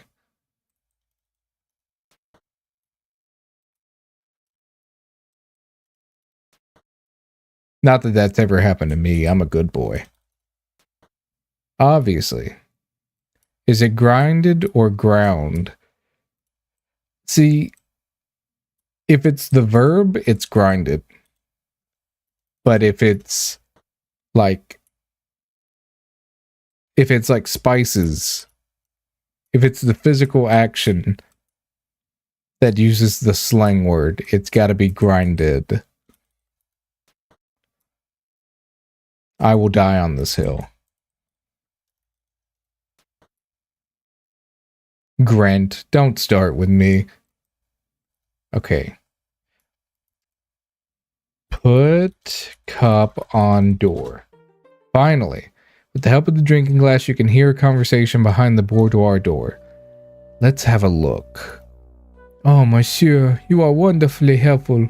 I cannot thank you enough. I do what I can. Mon Dieu.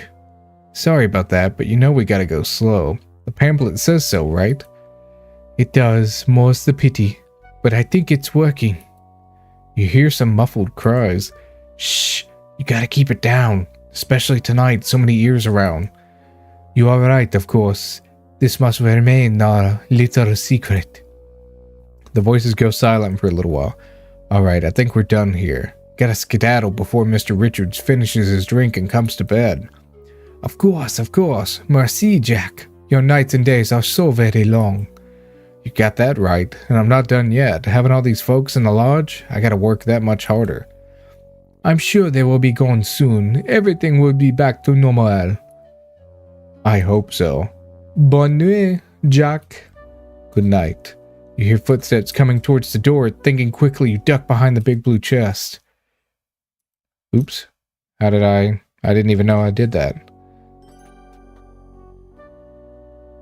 Good thing she knew to hide. I wouldn't have known what to do. Are they sharing a carnal embrace? I don't think so from the dialogue. It seems like she might have some sort of medical ailment that Jack is helping her with, but for some reason they're keeping it secret. It didn't sound like sexy talk to me. It sounded very business-like. After waiting a few minutes, Margot leaves her boudoir and heads downstairs. You manage to sneak across the hall to your bedroom. What a long and intriguing night this has been. Excellent job. Kudos on your thorough investigative technique. I think that's the game's way of saying you found all the stuff you could have found. Something about taking it slow and muffled cries. I mean, he could have been waxing her back or something. Or waxing other parts of her. He's a waxologist. Whew, I'm exhausted. What an interesting place this is. It's too bad Kimmy and I have to leave on the train tomorrow. Later that night... Yeah, they're not leaving on the train tomorrow. That was like the shortest explosion cutscene. Okay, Nancy, I'm all ready. Let's go. Wish we could stay here longer. It's such an interesting old place. It's such intriguing folks. I know what you mean. I can see that you need a minute. I'll meet you at the front door. We only have the money for 3 frames of explosion animation. Make them count. I mean, I feel like it was less them not having the budget and more like, no, if we're going to make this authentic and make this like a game that would have come out in like the 80s or 90s, then clearly we need to commit to it, and it would only have 3 frames of explosion. What a peculiar place. Alright, cool. I need to remember to save. Even if the game auto-saved for me. Let's see. Okay, so it auto-names things. Let's see. What do we name this one? The plot thickens with like 12 C's. You thought it was an actual retro point and click event? No, it's not. I mean, they've just really committed to the bit. This game came out last year. It's not even a full year old yet. And I like that. I like that when the game commits to the bit. Alright, let's see if there's anyone to eavesdrop on, though. Yeah, here we go. Put cup on door. Evan spends most of his time in the study. It's almost impossible for me to look for the will. I'm sure it'll be in there, if it exists at all, of course. Evan is such a lazy good-for-nothing. Odds are he never wrote one. And he won't get to. I think Evan will have his hands full soon enough. Then I'll get the chance to search the study. Indeed, and I will get started on Plan B.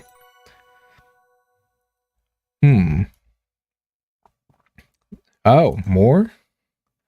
Use... Or no. It hates when you use the word use. Put cup on door. Because I get the feeling that maybe your government doesn't want diamonds to be found in Canada. Marking competition, eh? So why don't you just get on the train back to Toronto this morning, enjoy the city, and write your report from the comfort of a ritzy hotel? My treat. What do you say? Mr. Richards, I'm appalled at your suggestion. Your man Jack will bring me back to the lodge, else you can expect a visit from the authorities. Fine. But I doubt your bosses will care if your visit is less than hospitable. I got my eye on you, Albert. You heavy steps coming towards you, thinking quickly, you hurry back to your room as quietly as you can. Whew, that was a close one. I think they're both gone downstairs by now. She always manages to get out of the way at the last possible moment. Plan B, I told you they were sharing carnal embraces. I mean, those aren't the same people. But yeah, they might be. They might be banging. She might be banging her lawyer. And that's why he's so devoted to her. But actually, lawyers will be devoted to anybody who has money. That's what makes them lawyers. Open door. Ah, it's so lovely out here. Why is your character such a nosy busybody anyway? I look at her. Like, genuinely look at her. Does that not look like the face of, like, trying to get into everyone's business? It's like the concept of nosiness personified. You've never seen such sight. The lush green land spreads out in all directions, rambling up and down in gentle hills. You can hear a swift river nearby and bird calls. The air smells fresh and new. You Is she writing a newspaper or something, or is this just like a pastime? She is a mineralogist, or well, one who wants to go to school for it, and she like works for some mineralogy department, and she's been sent by the Royal Canadian Museum to come check out this, supposedly, we saw it in the opening cutscene, a guy in this area, in this remote part of Canada, up north, was fishing in the river, and he caught a fish, and he's, by his campsite, just cutting it open, getting ready to cook it, and a diamond falls out of it. And now everybody's thinking, oh crap, is there, like, diamonds up here? Is there a secret, like, diamond mine? Is this area about to be super valuable? And she came up here because it made the news to check it out and see, because it would be a big deal for their mineralogy exhibit in the museum. Just the one fish diamond, yeah, not multiple fish diamonds, just the one was enough to make everybody go, oh, okay, so there could be money here. And so that's kind of what everybody's trying to figure out is, was that just a fluke? And if it was a fluke, how did it happen? And if it wasn't a fluke, where's the rest of the diamonds?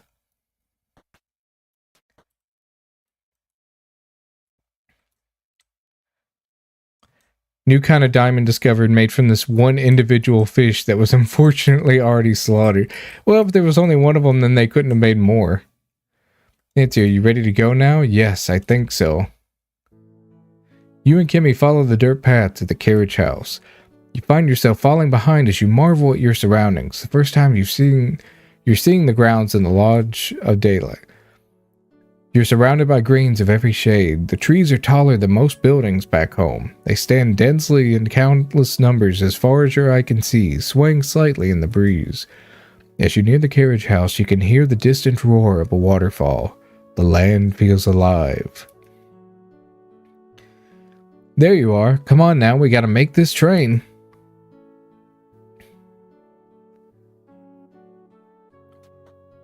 Right, let's go. Jack drives you and Kimmy back to the train station. The car ride seems a lot shorter this time, maybe because you can see your surroundings. Wait here, I'm gonna check the telegraph machine in the station. Oh yeah, also if it wasn't clear, this takes place like... it said the opening year, and like the very first cutscene, I want to say 1816 or like 1867. It's far back. You wait in silence. Early morning in the deserted town is so quiet it nearly makes your ears ring. Did you just hear Jack gasp? Jack's taking quite a long time in there. I'm gonna check on him. Whoa, hey, I told you to wait outside. Jack looks agitated. He stuffs a strip of telegraph paper tape into his pocket. What's wrong, Jack? We're going back to the lodge. Bridge is out. Don't know how long. Oh dear. Oh, by the way, any of you folk know someone called Carl? It's Oregon Trail 3. It's Oregon Trail, the trailing. I can't come up with anything good. But it does have Oregon Trail kind of vibes going on. No? Never mind. Why do you ask, Jack? Telegraphing the station for him. It was printed off on the machine after my message, so I cut it and pinned it to the board inside. That's how messages get passed on to people in this area. It's a decent system. Well, I'm going to send a message to my superiors. Wait here. What happened to the bridge, Jack? An accident. The train can't get to Crimson. Looks like we're stuck with you for now. Jack looks over at Kimmy. Looks like you got your wish, eh? But like I said before, leave the cormorants alone. Kimmy flushes but keeps quiet. You stand in tense, awkward silence until Albert reappears in the train station's doorway. I'm ready. Let's be off. The journey back to the lodge is so rushed and bumpy there are times where you're afraid you'll bounce right out of the automobile. It's far too noisy to even attempt conversation. Albert leans back in his seat, impassive. Kimmy, who you come to believe was a kind and quiet sort, looks pretty nervous, and maybe even a little angry. Jack is mostly silent, white-knuckled hands wrapped around the steering wheel. You realize you don't really know any of these people. I can't let myself be distracted. I have a job to do. When I get back to the lodge, I'm going to start my field work. It's been a long morning. I'm going to put the kettle to boil if any of you want some tea. You hear Jack mutter something under his breath about needing to see Evan. After I fetch my field kit and change into my field clothes, I'll be commencing my field work. Please do not disturb me. I'm going out to get a breath of fresh air. Well, I guess I have my work cut out for me. I still wonder what happened with my kit on the train. Well, I certainly can't dwell on that. To obtain samples, I'll need a few basic tools. This ice pick I found earlier will make a splendid geologist pick. I'll also need a hammer that, when used with the pick, will help me chip off samples of rock, a small shovel to dig into the riverbed, and a streak plate to test the hardness of the minerals I find. Something made of porcelain would do the trick. I think Jack mentioned that cormorants like to nest off cliff faces. That might be a good place to get a sample. I should also check on Albert's field work. Maybe I can learn a few things. Ooh, I hope I can finally do a bit of digging, literally. Alright, well, beginning of chapter 2. Looks like we're stuck here, to the surprise of no one, because, I mean, they're not going to put out this whole house here and not let you explore it more than that. Let's see, we need to find a plate and a hammer, and I'm pretty sure we want this shovel. Take shovel. Okay, never mind. It doesn't want us to have that shovel.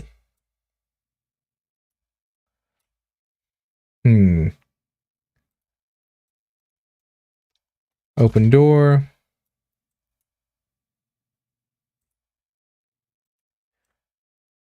Look. You see a classy Victorian bathrobe, a pedestal sink, a toilet, and a wastepaper basket. A door in the north wall leads back into the master bedroom.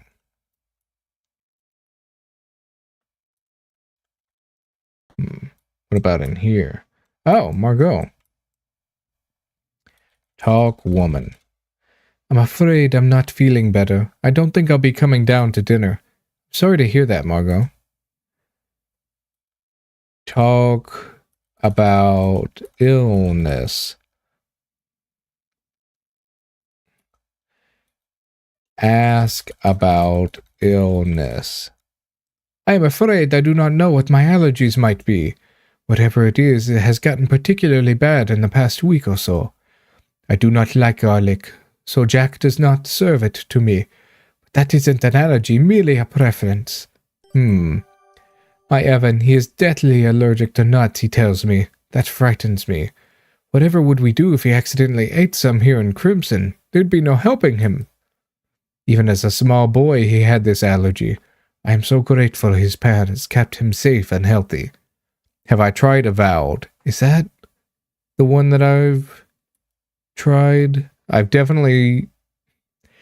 Is that the one that has a genie in it? If that's the one I'm thinking of, then yeah, I have tried that one. And yet, Nessa brings those Jordan almonds into our home? It's an evil act, isn't it? Everything is fungus? That doesn't sound like the one that I played. No, I think I'm thinking of something else. What is this on this table? Look, desk. Look, vanity. Vanity is lit with a pair of sconces as drawers on the left, right, and middle. Take compact. Margot, may I borrow this tin of powder? You are welcome to use it. Use the powder as long as you are here. Alright, cool. We got the powder. I don't think we'll be finding our hammer in here. But where will we find our hammer? Oh, the bath? Look, bath. It's surrounded by a teal curtain. Turn off bath.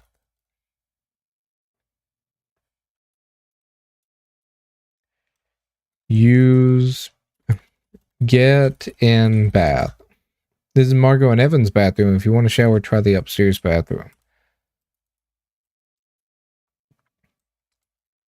Okay. Open door. What could be a hammer? Look. Ooh, look at me. I have several bathrooms. I mean, this is a giant lodge. Like, he's got like 10 bedrooms. This is a 10-bedroom house.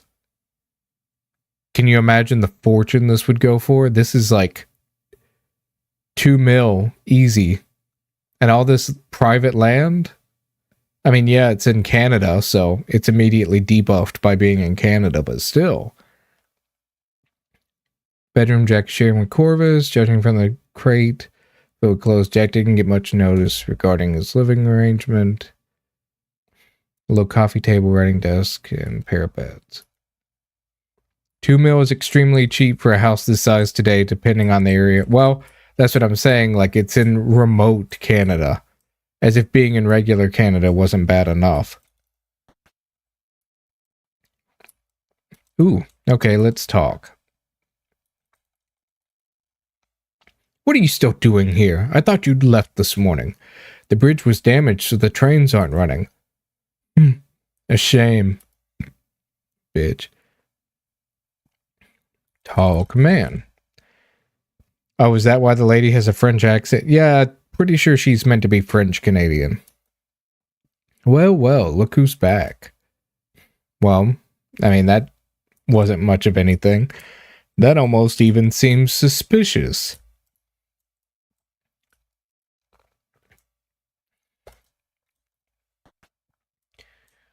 Alright, in here. Open dresser. Open nightstand. Look in nightstand. Close nightstand.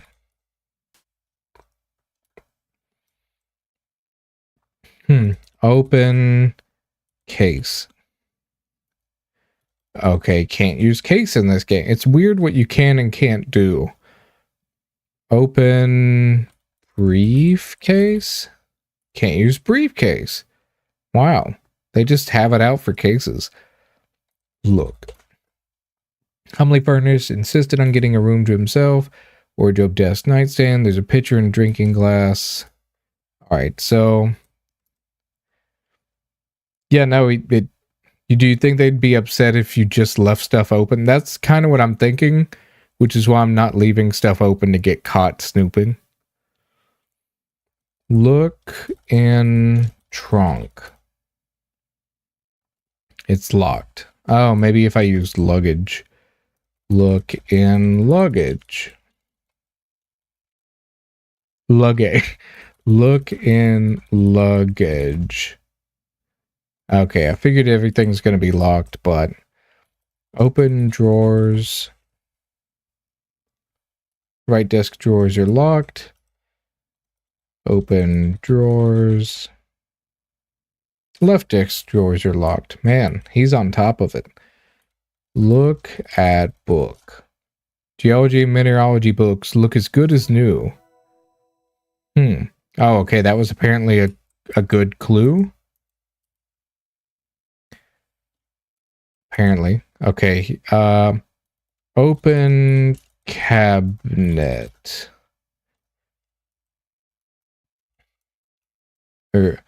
Open wardrobe. Open drawer. Look wardrobe. You outworn meaning unused, meaning this guy's a phony. Yeah, that's what I'm thinking too. This wardrobe is made of pine. Oh, wait, no, I'm not looking at the wardrobe. I'm looking in wardrobe. The game wants you to be specific. Full of his clothes and shoes. Look in drawer. Full of dead bodies. Oh, it's white shirts. That's kind of similar. Clothes, wardrobe. Close, drawer.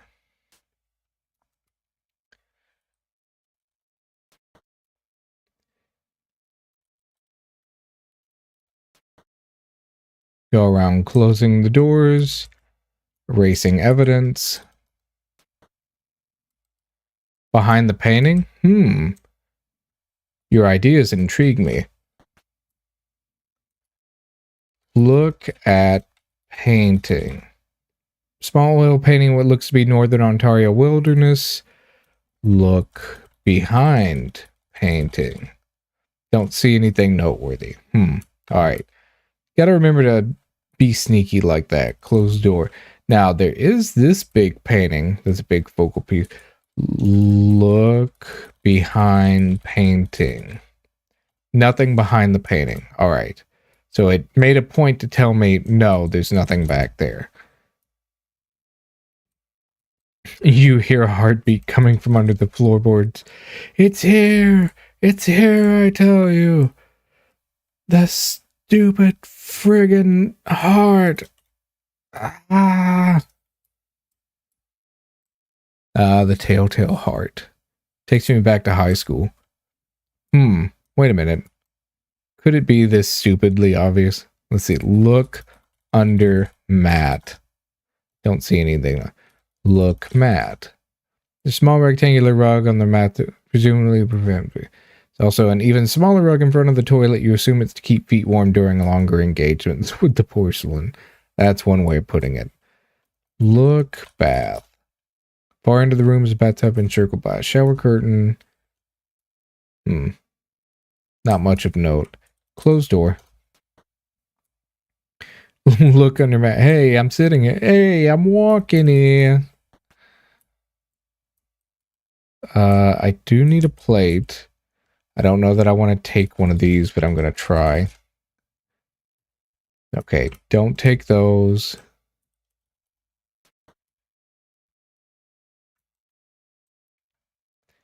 Looking for a hammer, huh?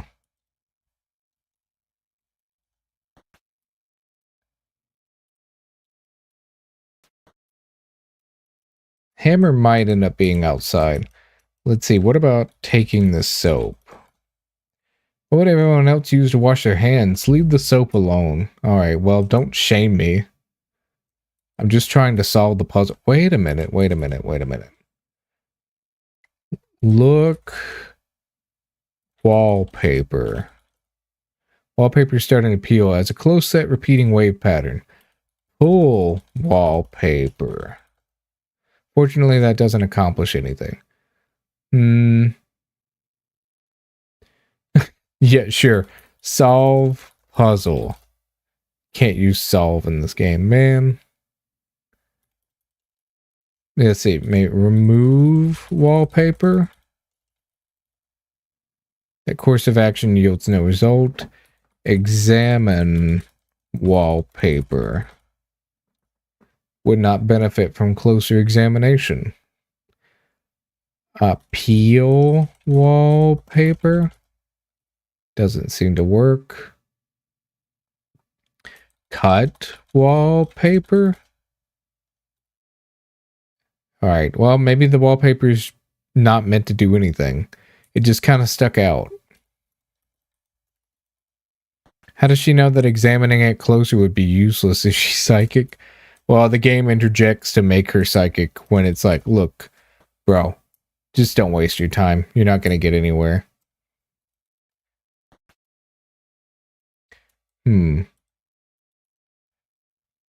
What do you mean walk close?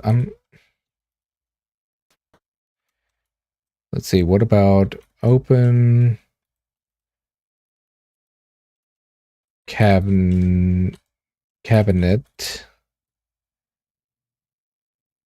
Look statue. Bronze figure is a dancing woman lifting her skirt. She stands on a gray marble base. Take statue. That's mine now. Bronze figure would make an incredibly conspicuous and oddly shaped lump in your pocket, and it looks very heavy. What is it on? Look. Just look. What's in the room? Just look. Parlour is fussily decorated with elaborate wallpaper and a cushy carpet. A cut crystal bowl of Jordan almonds sits on a low table. There's a fancy pair of armchairs and a camelback sofa.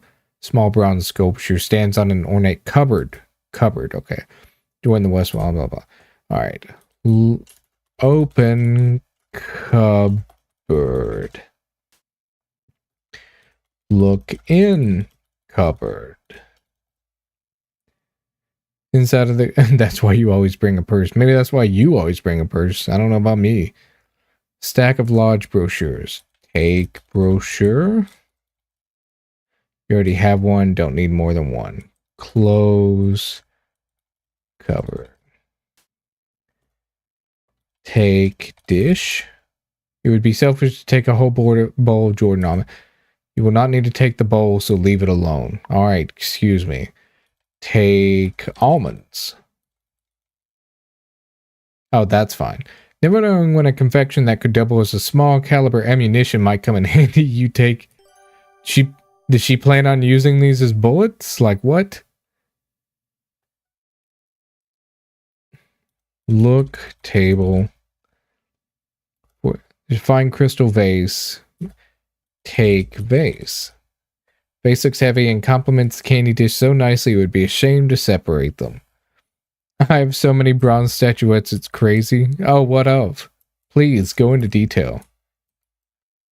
Look behind painting. Don't see anything noteworthy. Alright.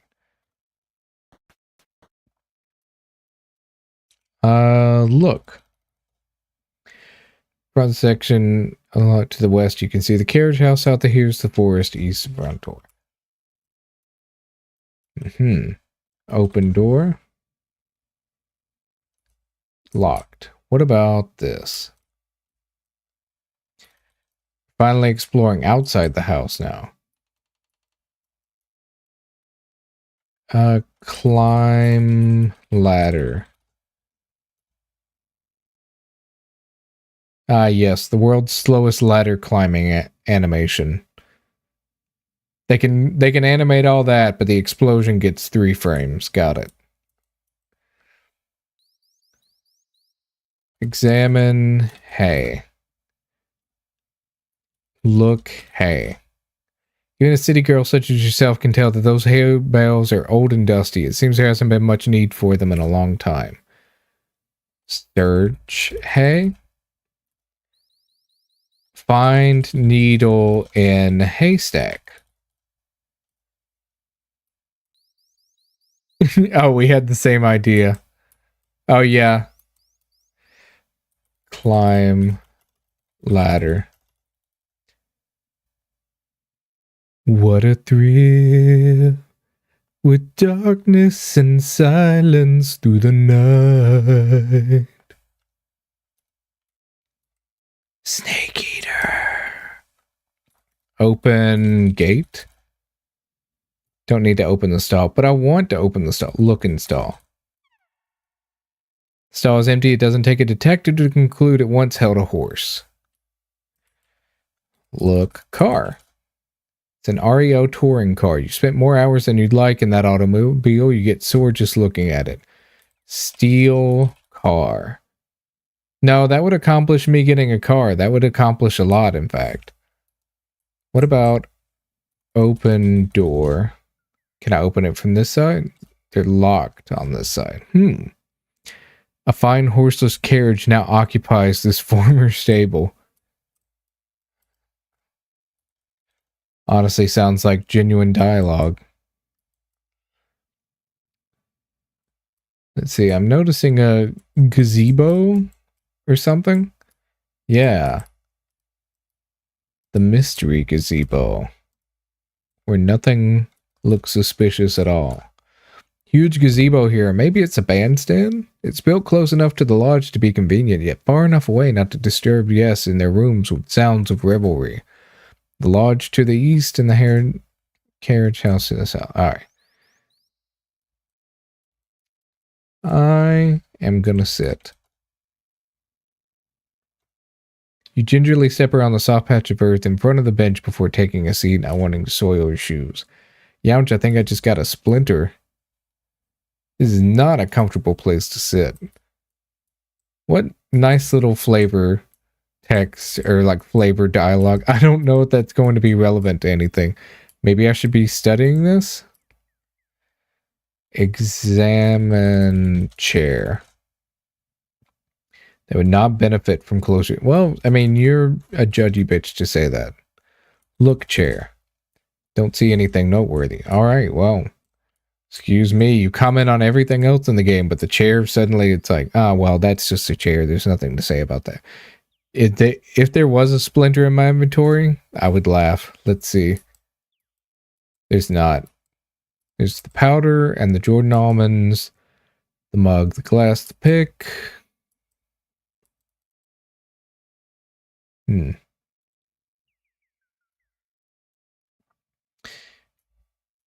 Let's see, where does this let us in?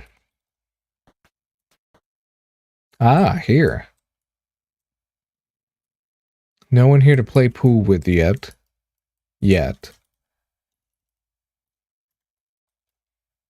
How is she carrying around a mug, a cup that says a bronze statuette is too bulky for her pockets? Have you ever held bronze? It's not light. It's not. Oh, okay. No one's in here for once. Can I really examine? Look, couch. Search couch. Can't do that. Okay. If I were a hammer, where would I be? Alright, well, we already solved the ice pick puzzle. Maybe look plate. Now that I think about it, a dinner plate might work as a streak plate as long as the bottom is unglazed. Take plate. Luckily, as a sell-it-on plate, as you decide the best way to enjoy it is from its little shelf. Take bottle. Bottle is for decorative purposes only. Where were the plates? I think they were in this. Open cupboard. Take plate. Okay, cool. That worked. Cover. If I'm talking volume, not mass. All right. And if I were a hammer, I'd hammer in the morning. Wait, no, it's not already. How did you mess this up? Close cupboard. Open stove. Look, stove. Open oven. Alright, doesn't want me interacting with that anymore, and I'm not gonna make it. But I still need that hammer. Or something hammer-ish.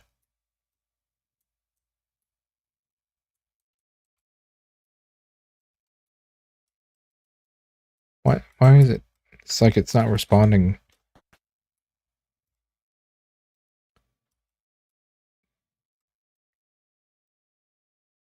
Hmm? That was weird.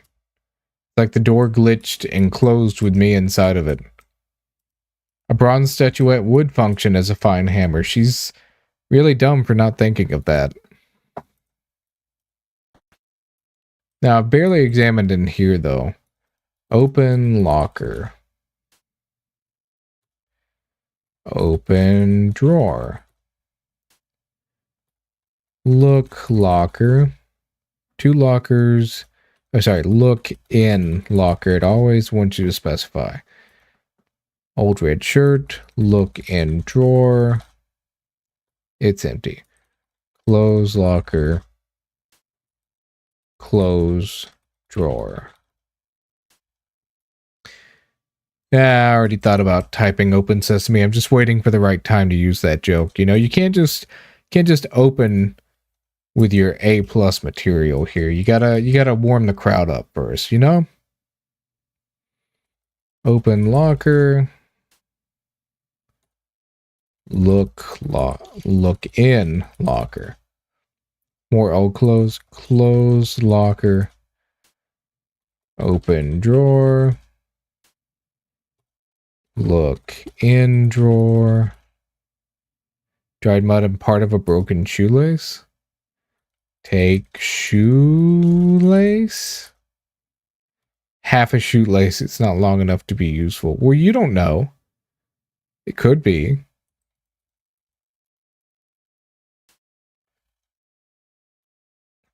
Take aglet. Bedroom has a top floor. There's a low basement for washing out boots. Wooden storage area, lockers, drawers, baskets, and cubbies. All right. Open baskets. Look in baskets. All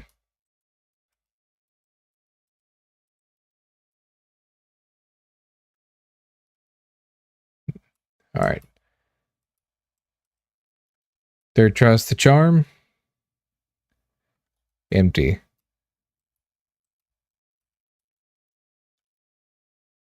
Fourth tries the charm. If they're all just there and they'll let you get them down and they have nothing in them. This game. I swear.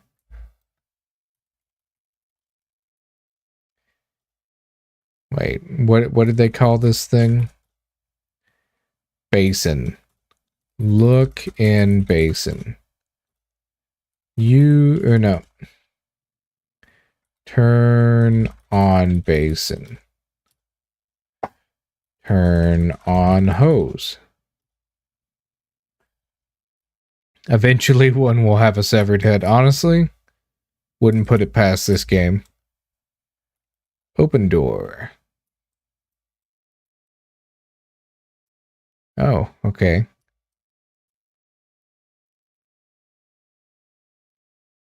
What is this way? Ooh, I could use that as a, well, as an axe, but I could use it as a hammer as well. Take axe. Don't get any funny ideas, Nancy. Besides, you doubt you could pull it out. Well, why are you taunting me with it? Look in basket. Bushel was empty. You suppose Jack's been so busy he hasn't had a chance to pick any apples. Take apple. Those look like very tart apples that hurt my teeth. Good for pies, but not for eating. What a shame. Oh, an apple pie sounds awesome right now, though. Oh, garden.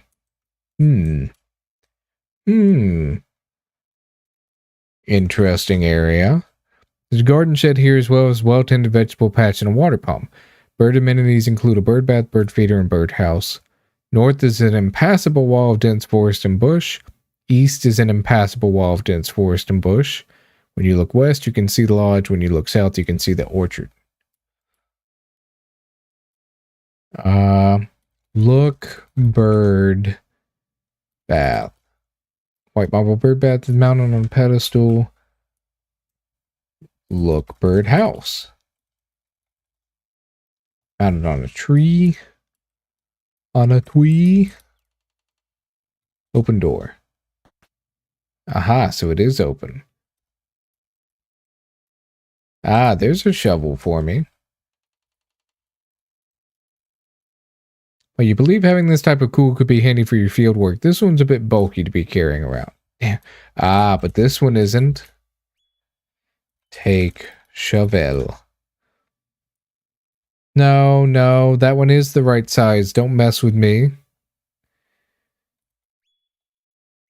The interior of the shed is clean and well organized. There's a table and a stool. A shelf at the back holds various gardening, tending tools.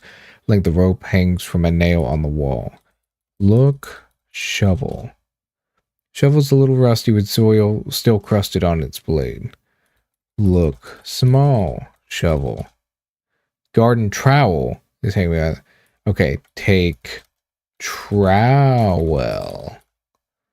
That was the key. Alright, got the shovel. Don't see anything else that we need at the moment. Closed door.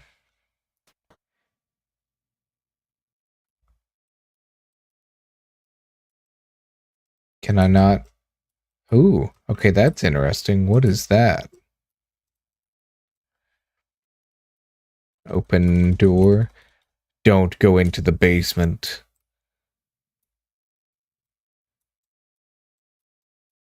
Ooh. Okay, I was like, are we about to go get lost? What's happening?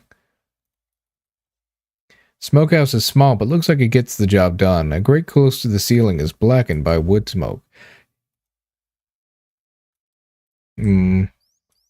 Look, logs. Not sure what type of wood this is, but you assume it's good wood for smoking.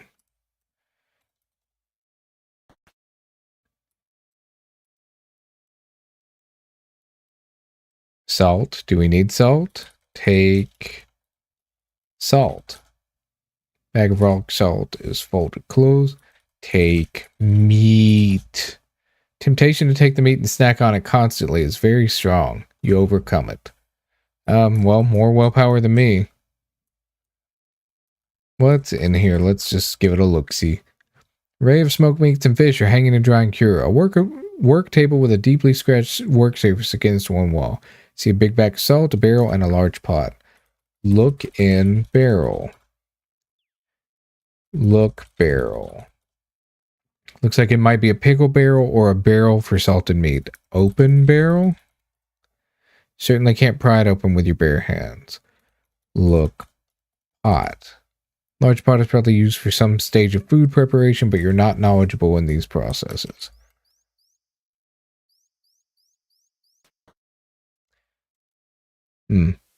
Must not have anything to do there just yet.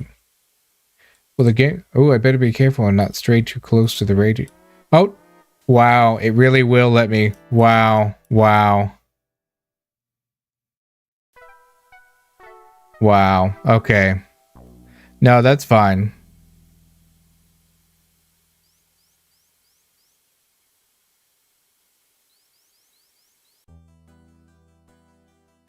Oh. Oh, it made me go all the way back here.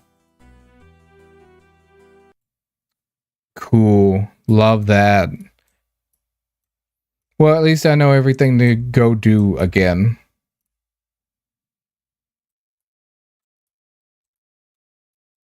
Let's see. Need to go get the powder.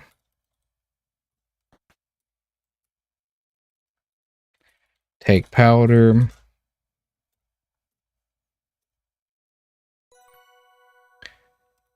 All right. Talk. Talk woman. Woman. All right. Talk. Ask Margot about illness.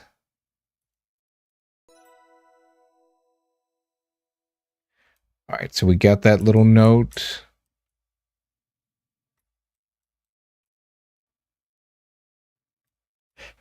All right, nothing in there.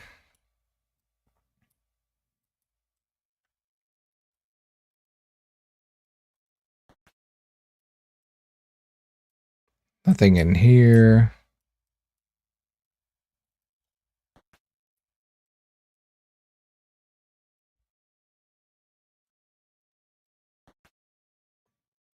Nope, wrong door.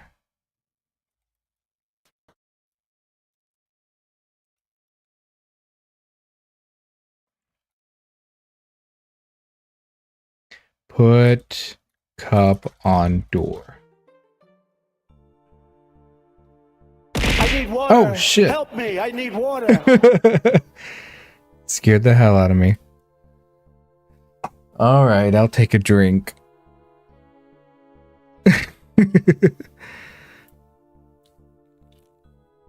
All right.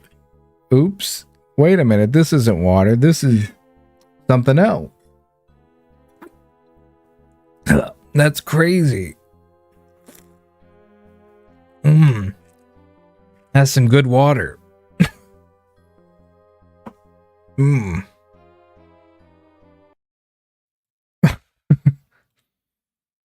Ugh. Strong water. Fire water.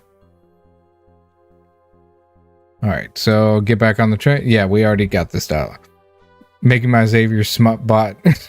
so I'm silent. Hey, as long as you're having fun lurking, go for it.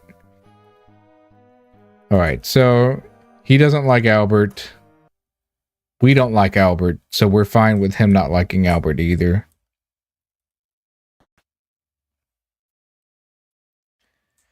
All right, look book.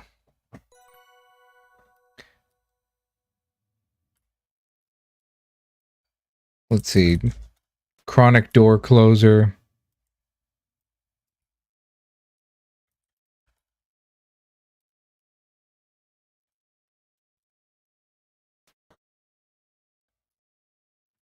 That was nothing. Closed door. Listen. Put cup on door. Alright, she's talking about some chance to murder. A time to kill.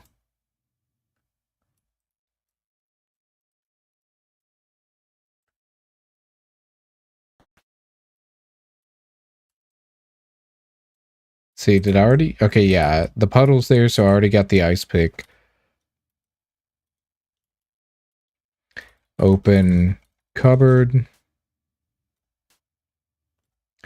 Take plate. Close cupboard. You did this last time. Why?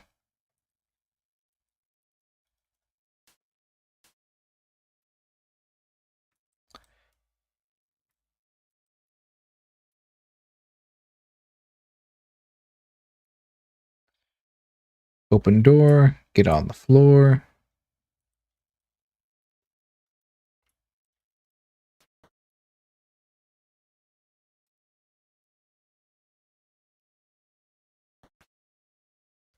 Out the right door.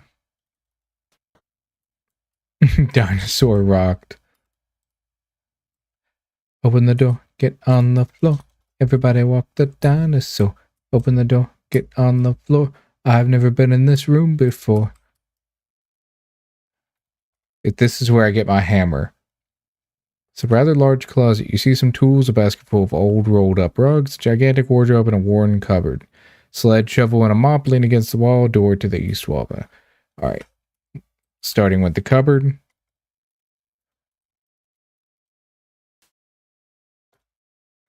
Look in cupboard. Old cracked flower pots, broom, and an empty pony keg. Take broom. Okay. Close cupboard. Look tools. Take hammer. Take wrench. Take saw.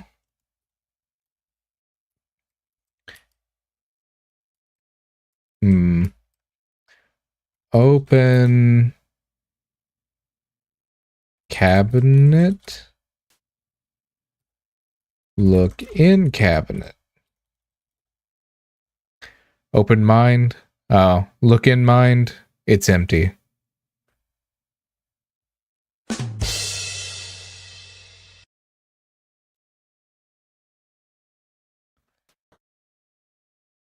You closed the wrong door. Well, but that's my fault because I told you to close the wrong door.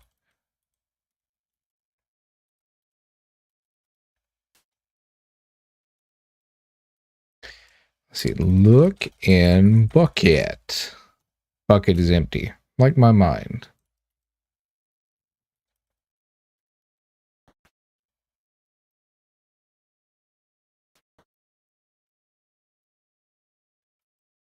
Was it? Oh, you ready? Oh, that's right. It was before all this. Alright, so we're gonna skip over this because we've already experienced it.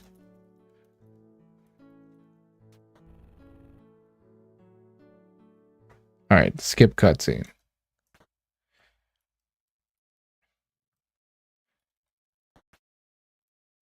Here we go.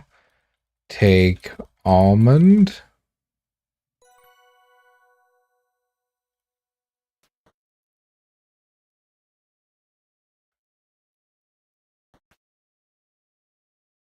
Nothing in there.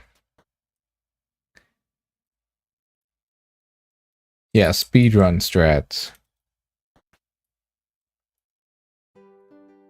Ah, it's so lovely out here. Bloody friggin' blah.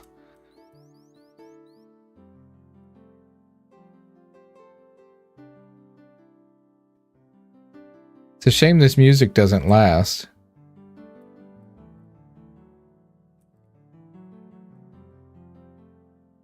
Backwards long jump. Backwards long jump. Ah, they patched that out.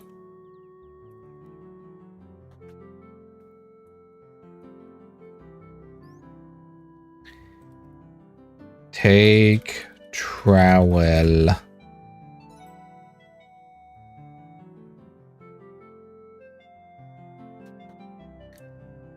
And 3D Mario All-Stars devs got to them. Wait, was there a 3D Mario All-Stars? Push pump.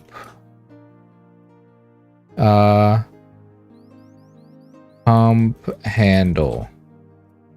Look pump. Blue water pump probably comes in handy for the watering the vegetable patch and refilling the bird bath.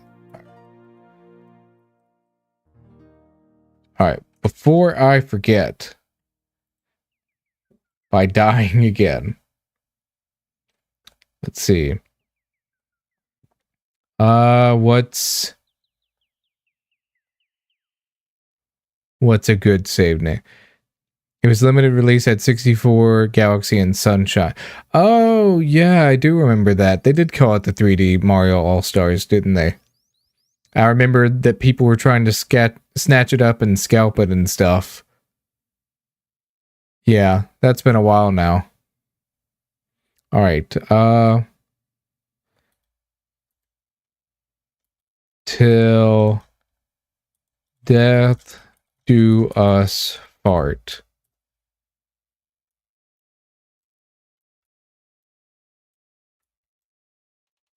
Okay, there wasn't anything in the smokehouse. Oh wait, that's something. Look. There's a jetty here overlooking the rushing river. Cattails lie in the riverbed, and there's a rotting log lying on its side. A dirt path leads north into the forest. Look log. Look in log. Full of moss and growth bugs. And a little metal whistle. Take whistle. Take the... Oh, it's a duck call. Yeah, take bugs. Take bugs. No thanks. I'm glad that they were like, people are going to do that. Imagine if you were just walking through here and a car just sped by and just took you out. That's what you call immersive gameplay.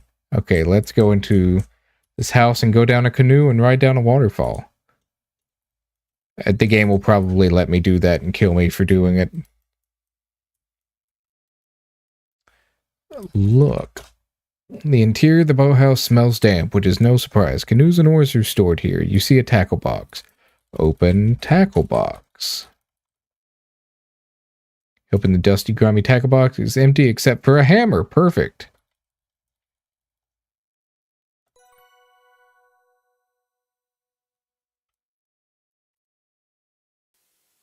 Oh, okay. It's, what's her name?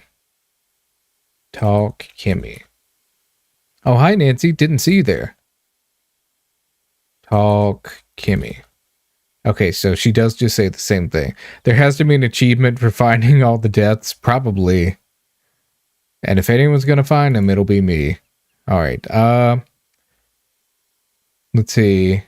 Ask Kimmy about birds. Stunning, aren't they? I feel so fortunate to be seeing this. Ask Kimmy about photos. Sorry, Nancy, I don't know anything about that. Okay. Well, I mean, you're holding a camera. You should know something about photos. Take luggage. Please leave my luggage alone. But come on, we're besties, Kimmy. Friends let friends go through their luggage. Okay, so this goes here, and that goes there, and this goes here, and that goes there, and this goes here, and that goes there. And he goes there.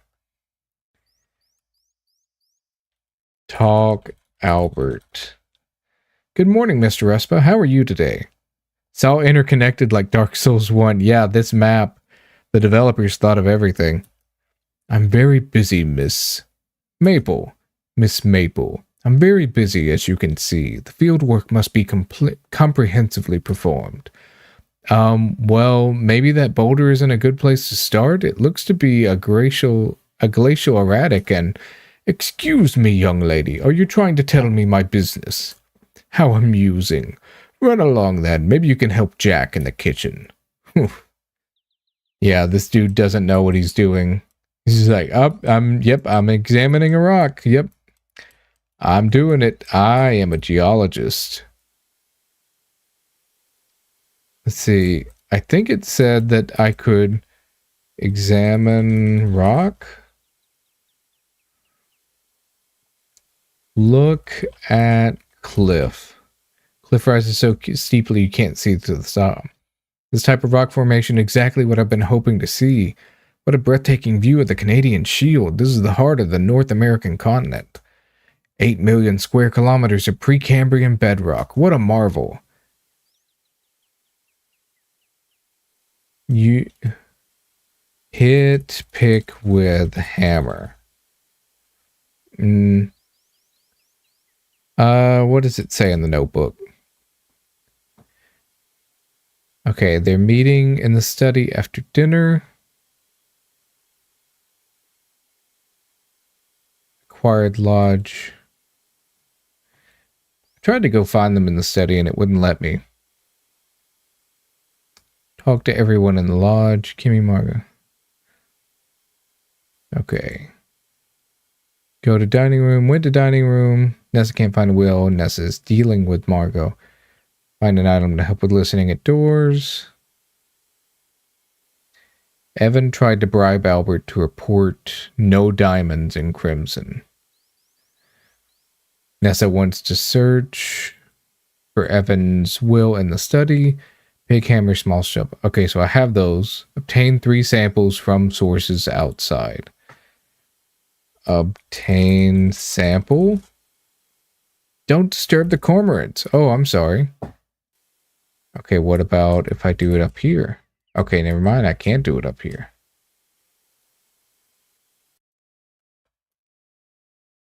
Let's see. Where can I get samples from? Can't leave yet. I haven't accomplished my goals.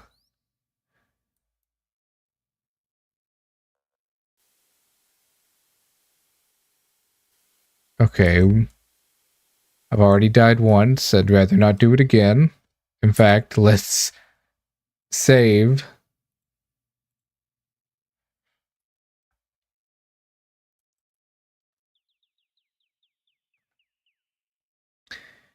Now, if I were a sample, where would I be?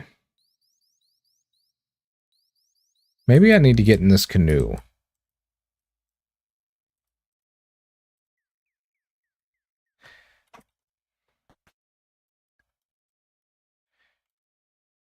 Get in canoe.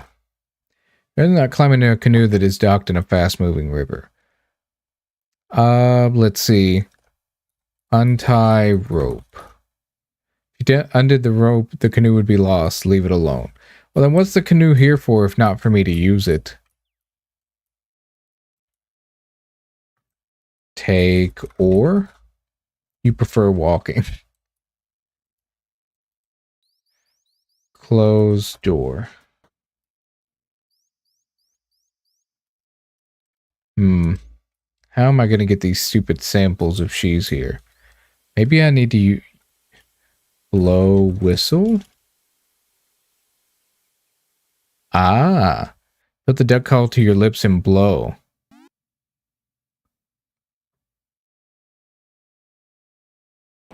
A duck? Where? Oh, I was thinking it would scare off the birds. It got her excited. That's funny.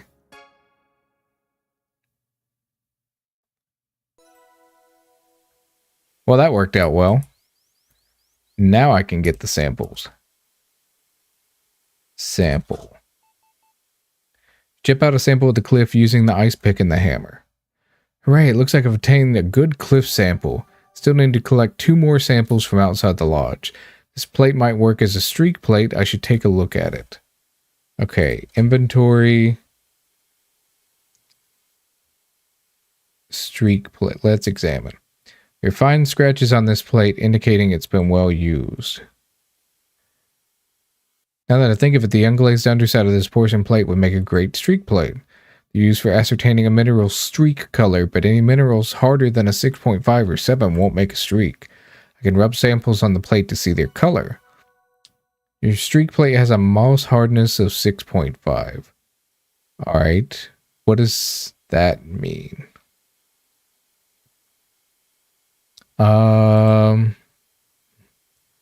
Maybe this. Let's see. Use shovel on dirt. Oh, yeah. Let's just try. Obtain sample. Already taken a cliff sample. Where else do I need to sample then?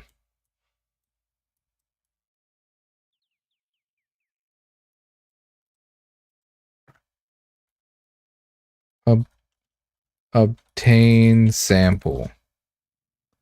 Oh. Dig a lump of dirt out of the riverbank. You're surprised at how deep you have to dig before you find minerals of any kind. Take advantage of the handy-dandy river and wash away the dirt from your sample.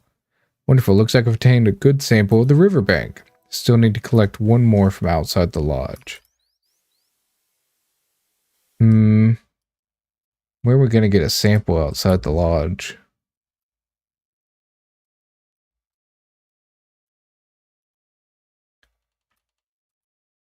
I don't know. I don't know.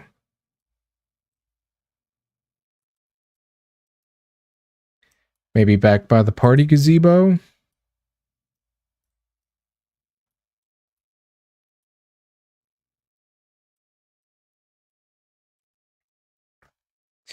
Obtain sample. Do you mind, miss? I'm busy here and cannot be disturbed. Oh, sorry. How can I make Albert leave so I can get a sample of the boulder? How do I usually annoy people? Okay, let's see. What do we have in the inventory to annoy? Metal duck call. Got the almonds. Surface of the Jordan almond is disconcertingly smooth and unblemished. Can nothing scratch its indomitable shell? Okay, apparently even just investigating these things gets me points.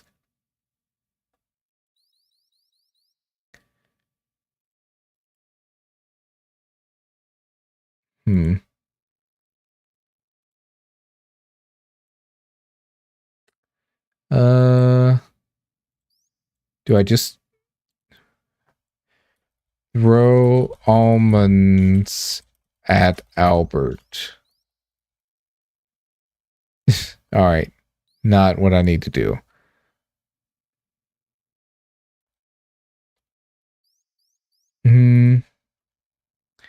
To distract, or no, to annoy somebody.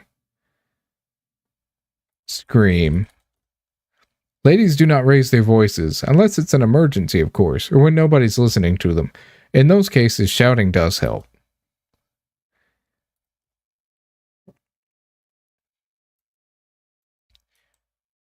Oh, that's right, we have our samples here. Let's take a look at them.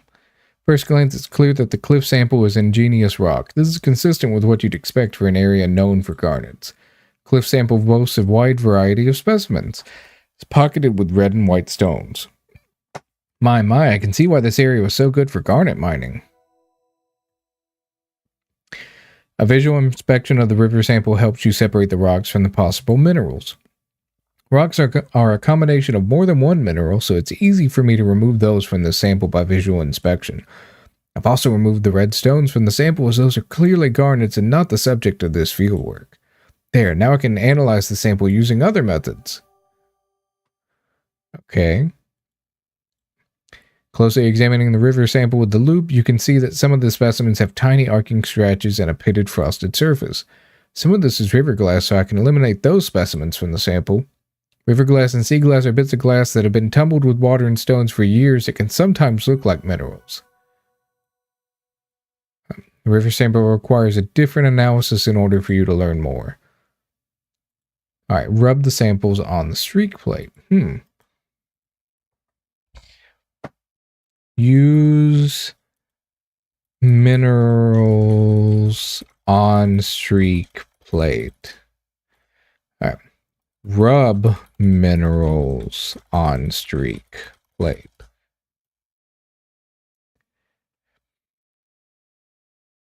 Analyze minerals. Analyze river sample.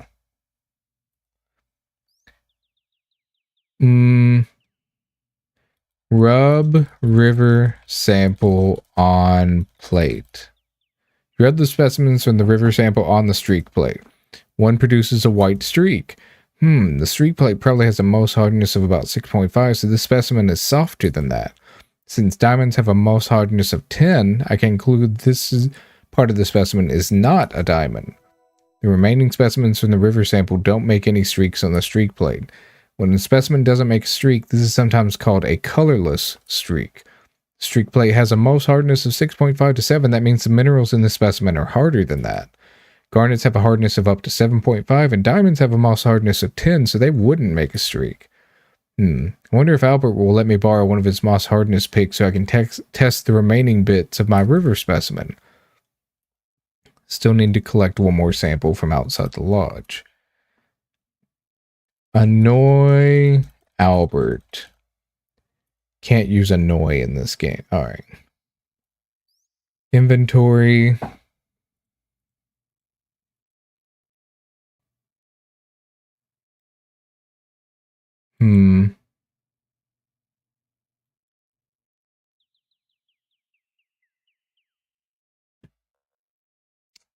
Talk Albert.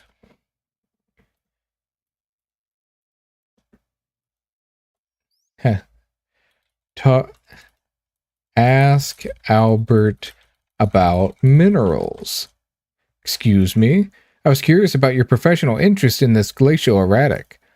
This rock is granite, which is a type of intrusive, ingenious rock, but not the appropriate type. Will you please leave me alone?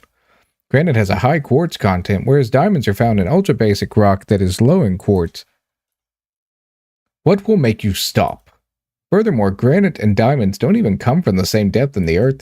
Listen, Miss Nancy Maple, Miss Respa. Yes, Miss Maple. I've had just about enough of your help. I'm returning to the lodge to get out of this sun. When I return to my work, you will not interrupt me. Do I make myself clear? Okay, Mr. Respa.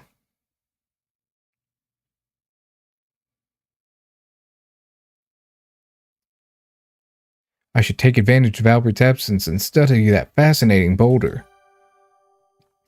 Look luggage. Look case. Look kit. Albert Respa's field kit lies open on the ground. You miss your field kit so much. Look in kit. Take kit. Albert is a little peeved at me already. I shouldn't antagonize him any further. Maybe if I ask him nicely, he'd let me borrow his tools. Alright, well. Take sample.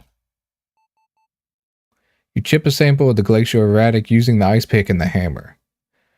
It's essential to make my fieldwork comprehensive and include anything geologically Interesting, even if it doesn't apply to my goals. Maybe one day someone will be conducting fieldwork on glacial erratics, in which case my observations would be vital.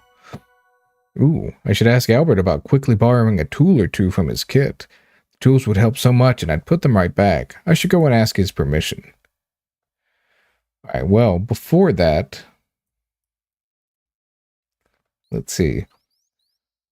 We need to look at the kit, or well, inventory. Examine. Look at the glacial sample. You took it for granted. And indeed, it is. Okay.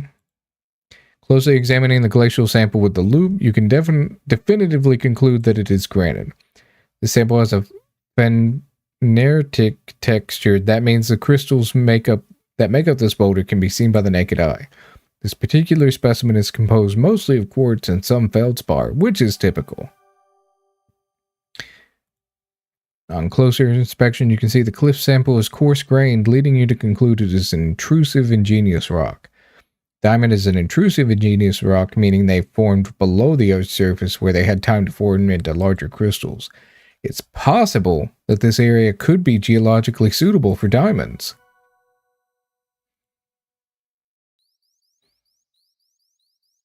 Alright, well, time to go annoy him about some tools.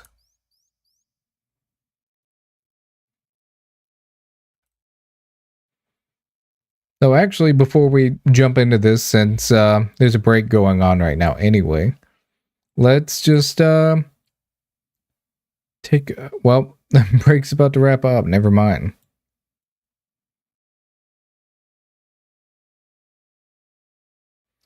Let's see. Open... oops. Open door. Where was he? He's upstairs. That's right.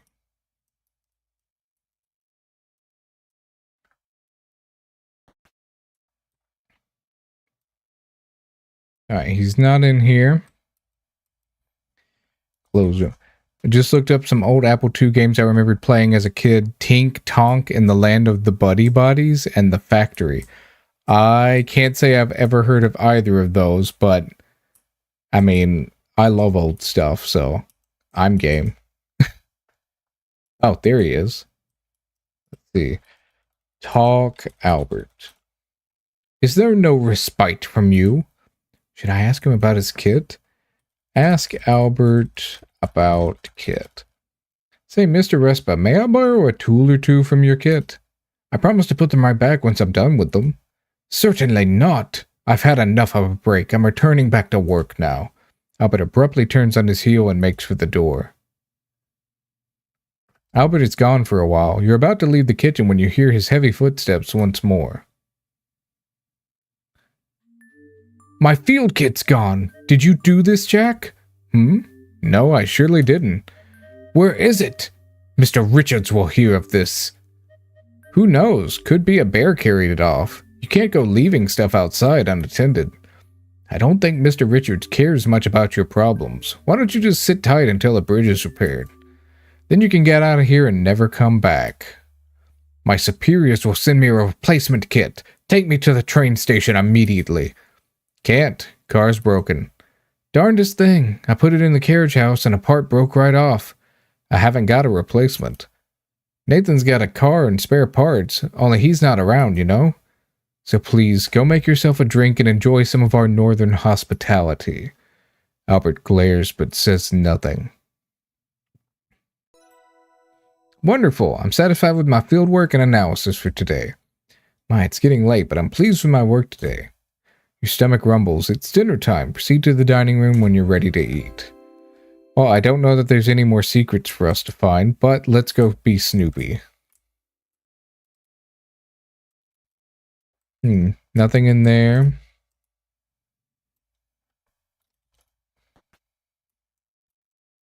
No one in here.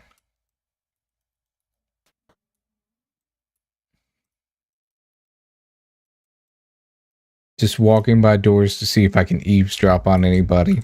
You know, because I'm a moral busybody. Or at least I play as one. Oh, they're both educational games. I probably should have guessed that from the name, to be honest.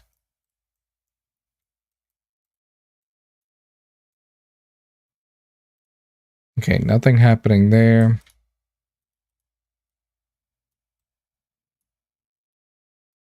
Oh, wait, what is she doing in here?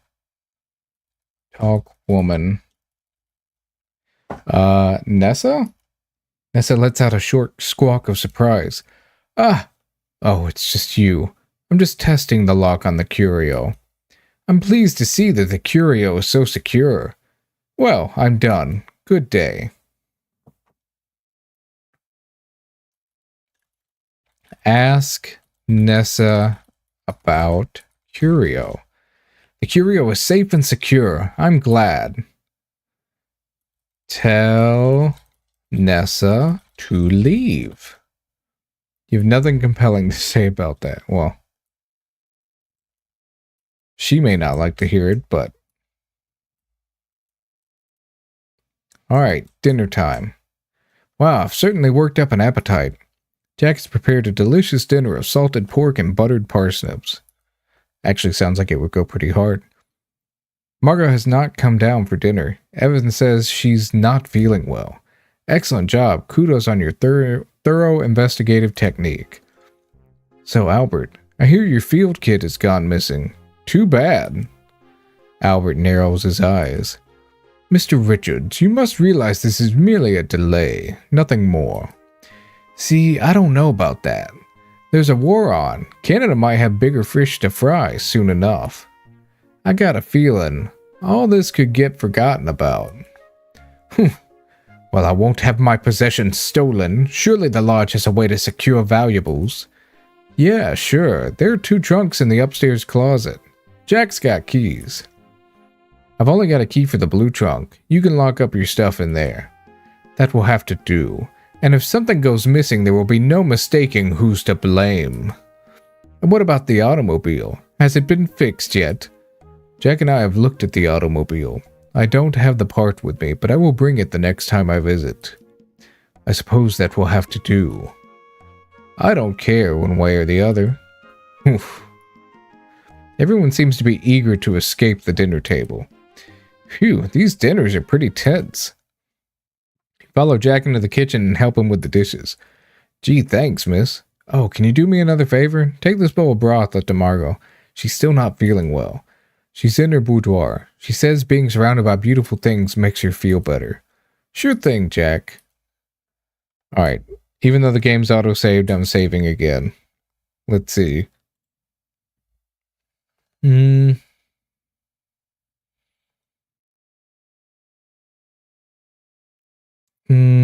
What's a good one?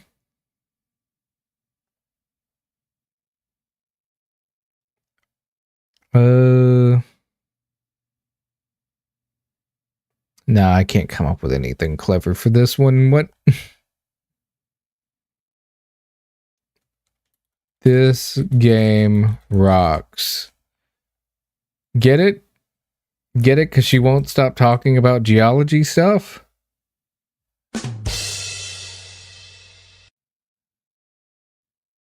Psh, I'm an unappreciated talent. Ooh, hearing voices near the doorway. Listen.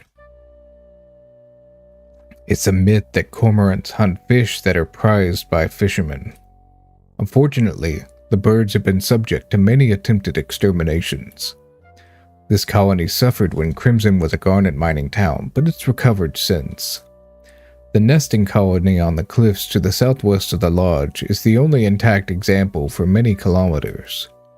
I'm so relieved to hear that the colony survived. Nature is so resilient. It is, to a point. But should the government return and claim this land for its so-called precious stones, the entire nesting colony will be at risk. This cannot be allowed to happen. Oh dear. Nathan and Kimmy continue to chat about cormorants and other birds. You find yourself starting to nod off.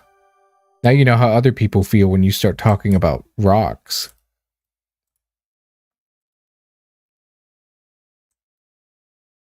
Let's see. Eavesdropping.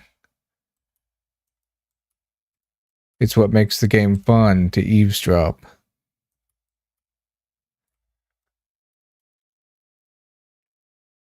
Okay, can't go outside right now.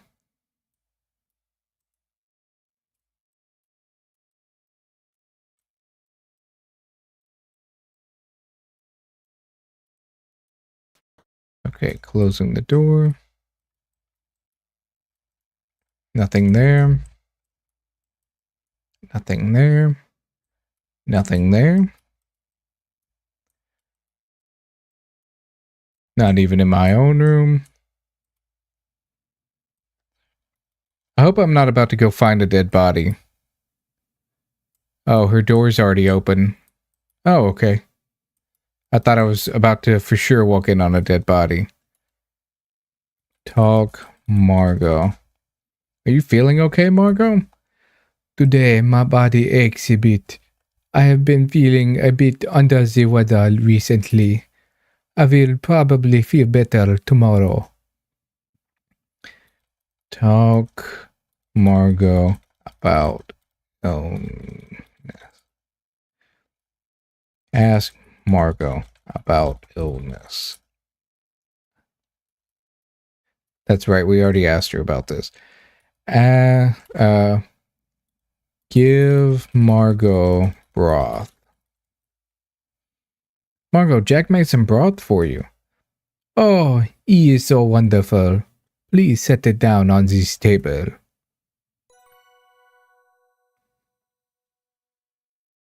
Alright.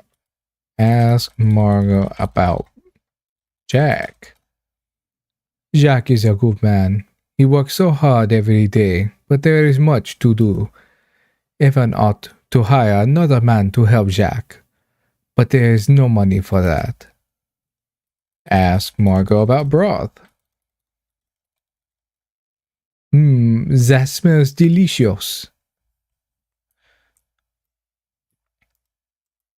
Nothing suspicious in here. Yet. Oh, hello. Oh, hello, Nessa. What? I hear. Listen. You can faintly hear Nessa and Margaret behind the door, but not well enough to hear what they're saying. Put cup on door. Nessa, what do you want? Jack asked me to bring this water up to you.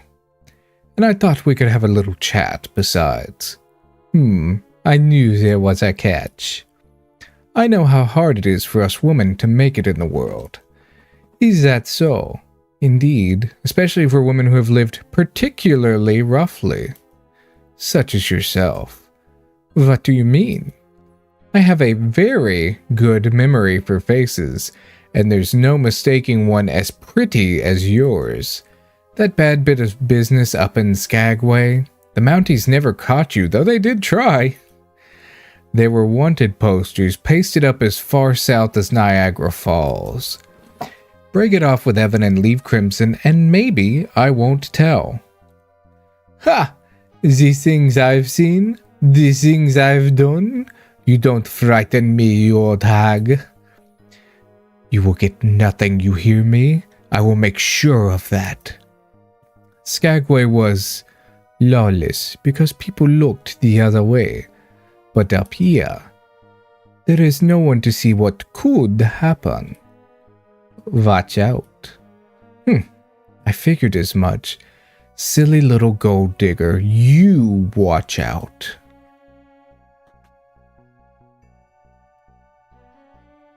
Oh, getting catty.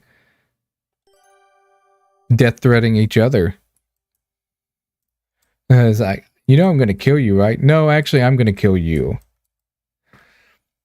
Look table. There's a petite round-side table with a silvery finish and a low rectangle. Look broth. The bowl of broth is spilled. Thankfully, it hasn't dripped onto the luxurious carpet. Margot about broth. Clumsy me. I have accidentally knocked it over. but do not worry. I would prefer this refreshing water. Examine water. That's probably poison. Please leave my water alone. Ask Margot about... What's her name? Nessa. She needs to leave. She is not welcome here. I keep slipping into like a Russian accent. I'm doing my best. I'm not exactly a professional at this.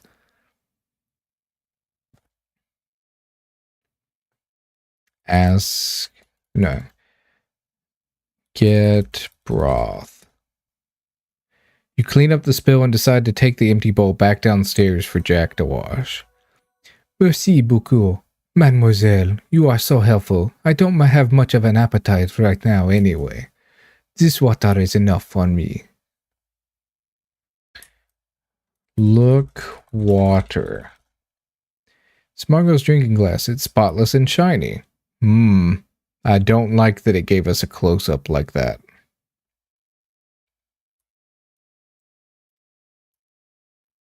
Hoping that the water isn't poisoned, considering who delivered it.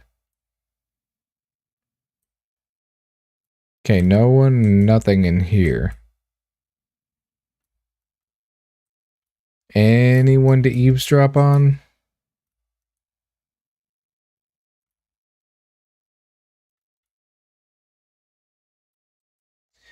I wonder.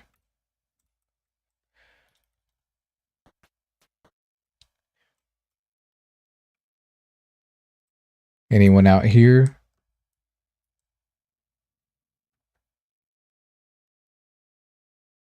No, not this time.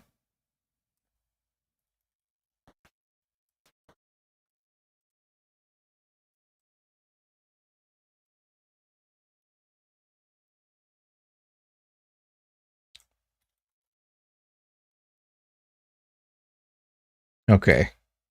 I just wanted to see if it would let me go roam outside in the dark. I have a feeling it's never going to do that until, like, the end of the game.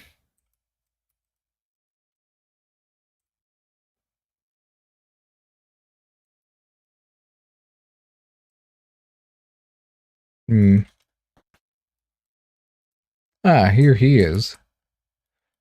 Talk, Evan.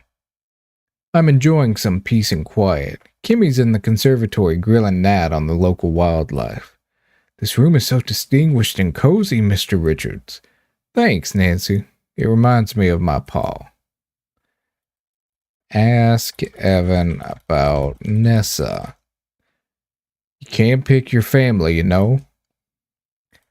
Ask Evan about Margot. She's my gal. Ask Evan about Albert.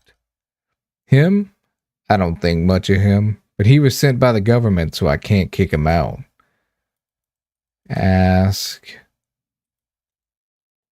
Evan about Jack. Jack's a good man, hard worker, quiet. Ask Evan about Nathan. We have our differences, but he's a good man. Our families have helped each other a lot over the years. I'm trying to remember the name of the guy who's the attorney that's here with Nessa, but can't remember it.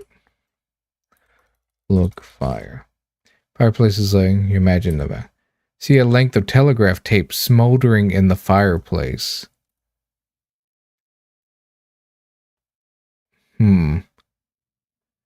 Examine tape. After heavily scrutinizing the roll of zinc adhesive plaster, you conclude it doesn't benefit from closer examination.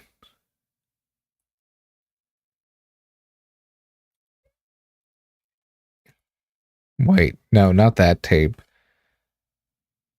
Look, fire. What does he say about the fire? Telegraph tape. Examine telegraph tape. Smoke swirling up from the burning telegraph tape is making it hard to examine closely. You can make out some letters typed onto the tape. Don't suppose we can fish that out until he's out of the room. Talk, Nathan. Good evening, Miss Maple. Did you get a chance to take a look around outside today? I did. It was beautiful. I've never seen so many trees in my life. Talk, Nathan. Or no.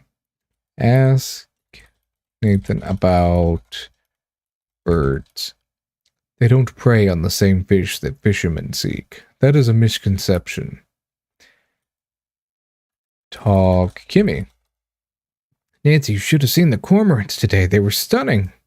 I think I might have heard some ducks by the river, too. Oh, how nice.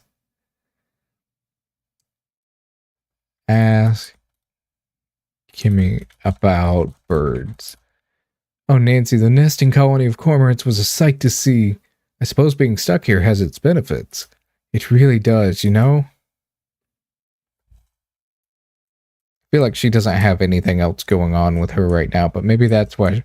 Maybe she's secretly the most devilish one here. Talk, Jack. I'm busy with these dishes right now, miss. Give Jack bowl. Hand the empty bowl back to Jack. Thanks, miss. I really appreciate the help. Tell you what, I'll brew you a cup of tea and bring it to you in the conservatory. Gee, thanks. You head into the conservatory. Nathan and Kimmy are still talking about birds. You had no idea anyone could be so keen about a topic, except for yourself when it comes to minerals. Jack brings you a piping hot cup of chamomile tea from flowers he grew himself. The combination of the warm tea, the comfy couch, and the slightly boring conversation lull you to sleep.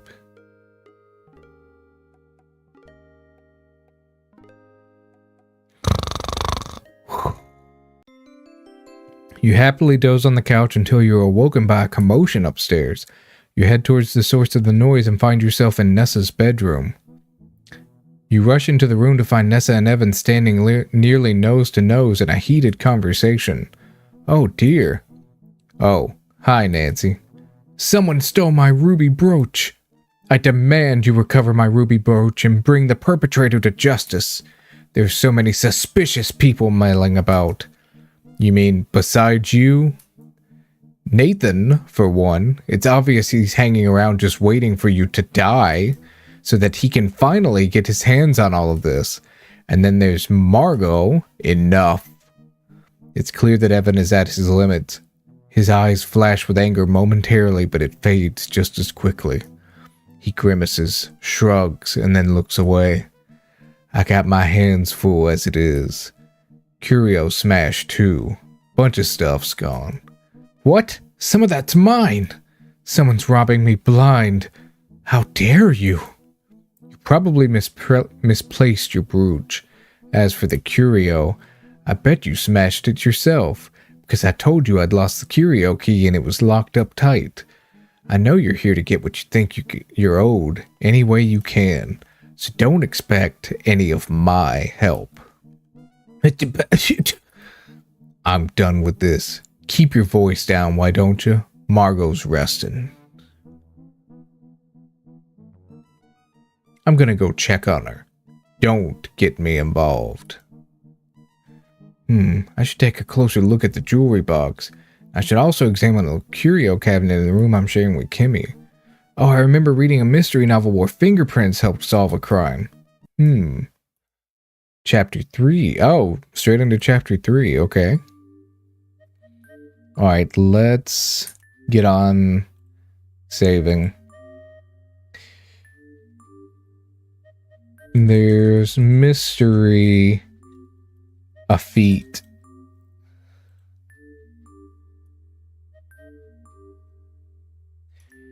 Alright. Well, just before we roll into Chapter 3, I'm going to take the opportunity to take a quick break, and then we'll be right back. So, hang tight, folks.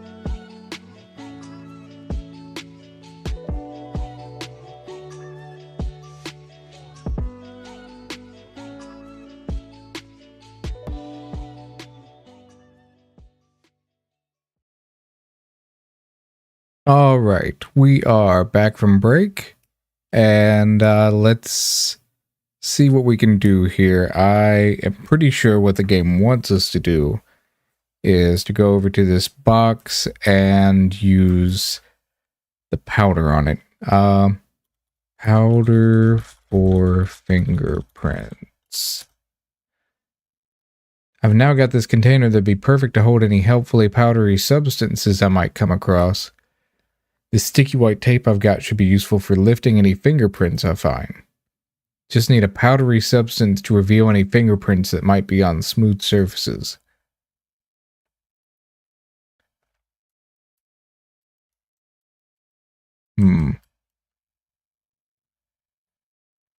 Let's see.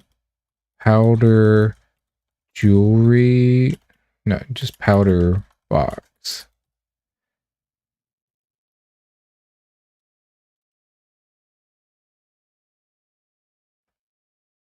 Wait, do I not have?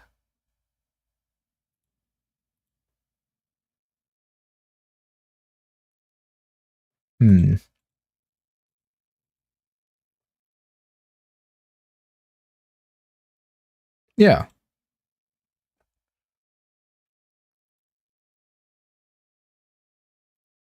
Let's see. Brush powder on box.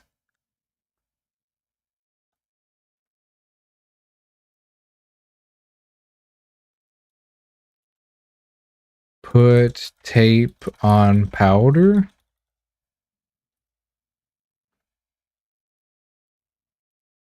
Wait a minute.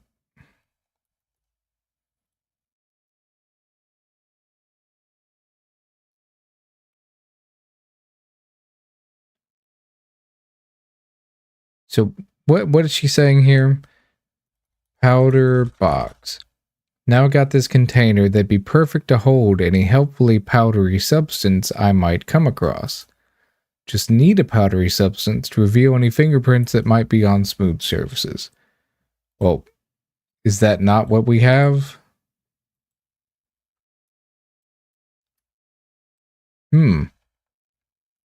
Let's listen in. You hear Evan's voice. Is he talking to himself?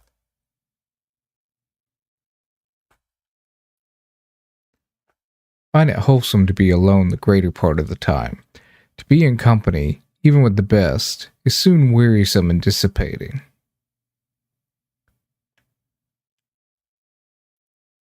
I love to be alone. Hehe. Oh, mon cher, you say that, but you do not mean it. Ha! You know I'm just reading, darling. Skip to my favorite part.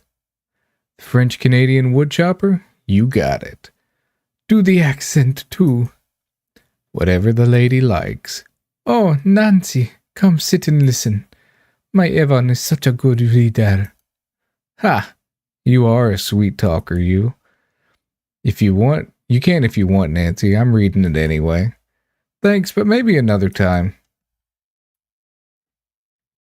Yeah, this feels a little personal. Look, water.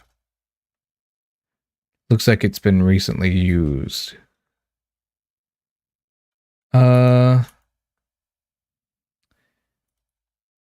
Powder. Water. Fingerprints. Water.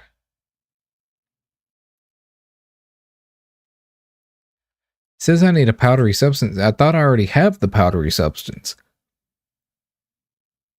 Alright, I guess there's no powder in it. Let's see. Look. Exotic perfumes. Look. Perfume. See some French labels you. Take perfume. Not really a perfume girl. Yeah, you don't look like one either.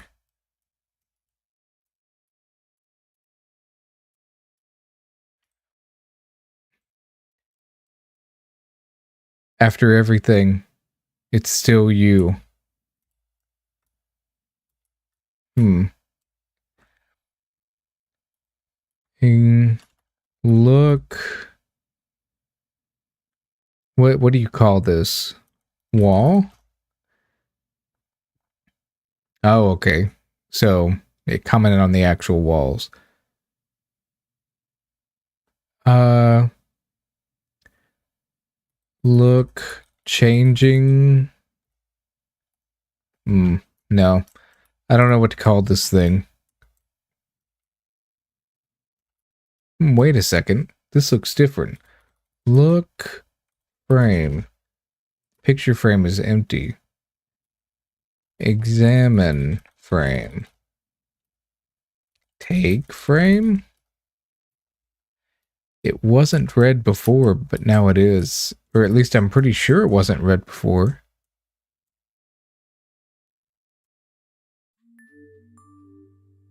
Oh dear. Your eyes are immediately drawn to the smashed glass in front of the curio cabinet. Jagged shards litter the rug. Look curio.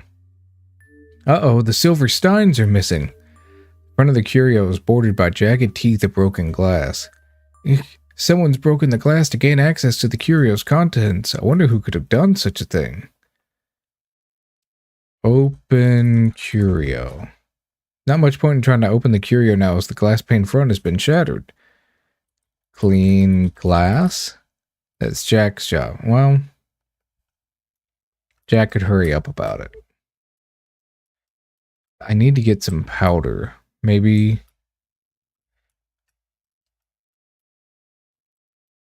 Let's see, making sure that I'm not missing out on golden eavesdropping opportunities.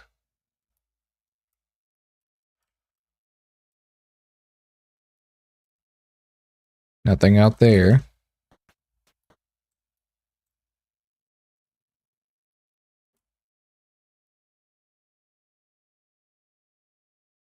Nothing over here.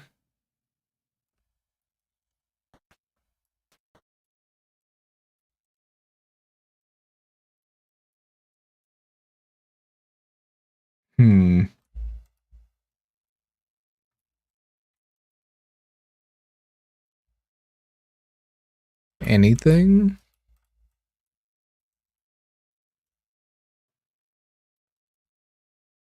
I thought I saw something under the table for a second, but maybe not.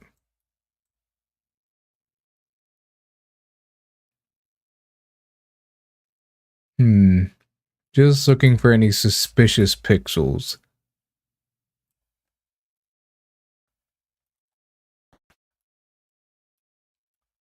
I wonder.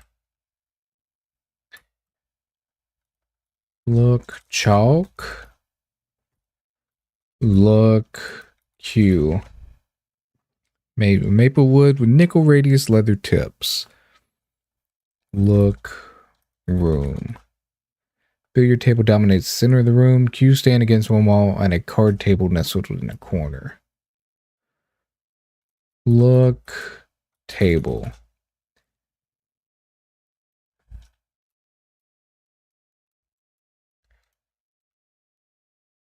Play billiards. Look balls. Billiard balls are pleasingly round and colorful, smooth and shiny.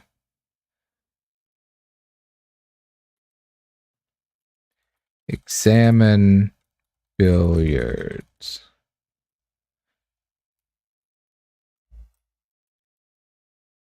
Alright, well, nothing in here for now.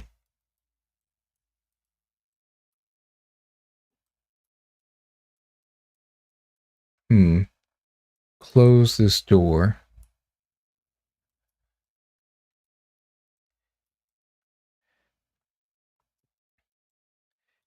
Get telegram with tongs. Get tongs. Tongs are best. No, they're not. Look, telegram. I heard Mr. Richard just telling Jack to burn this telegraph tape in the fireplace. Wonder what it says.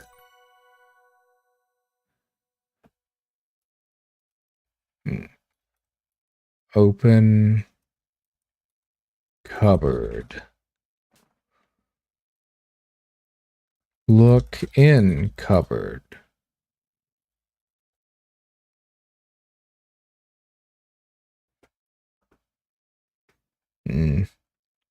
Close cupboard.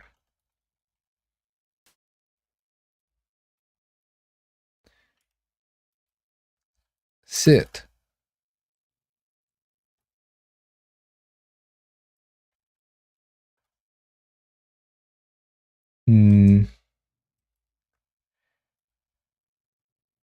Look in trash. Nothing in there. Okay. Open doors. Close doors. Okay, they're still in here. Good evening, Jack. Thanks again for that tea. It was lovely and so relaxing I nodded off on the couch for a bit. Glad you enjoyed it. Jack is spooning jam into raw cookies on a tray. There's another tray by the window full of freshly baked cookies that are now cooling. That... No, that's jam that he's got right there. That's about it for the jam. I'm making some thumbprint cookies. They're Margot's favorite. Hoping to get some food in her. She's not feeling well and doesn't have much of an appetite. Thought I had more jars of raspberry jam, though. Mr. Richard loves these cookies, too.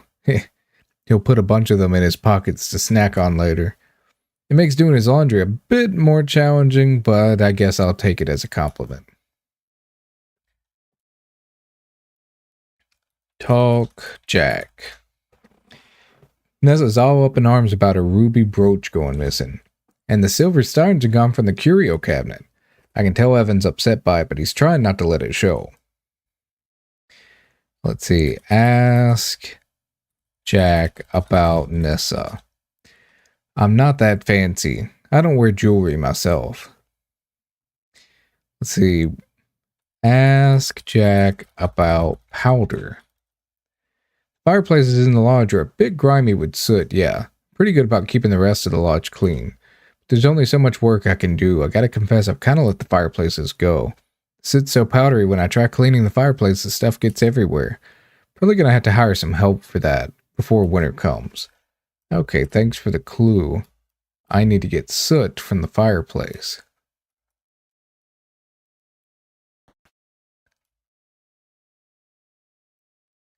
Get soot. Take...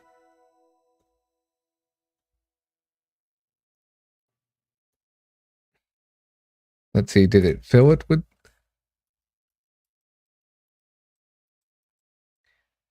Alright. Just to take a look. Fine black powder. Don't want to soil your lucky loop by using it to examine the soot.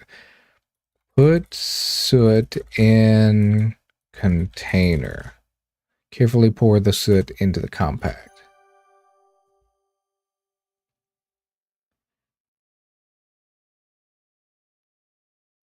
Okay.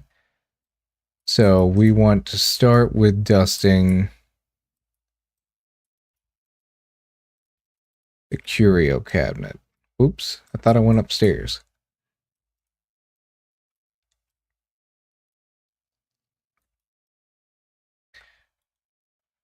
Dust for fingerprints.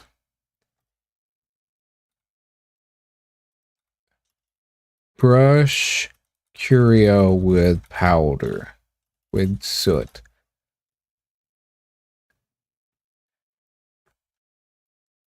Okay, what about the jewelry box, maybe?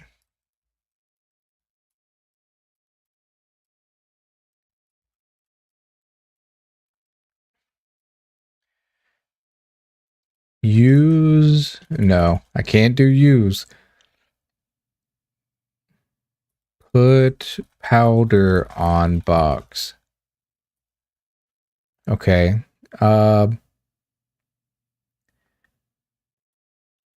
Brush jewelry box with soot. Examine box. The smooth wood looks unharmed. The box probably wasn't forced open. Think I see some oily smudges on the jewelry box. Put powder on smudges.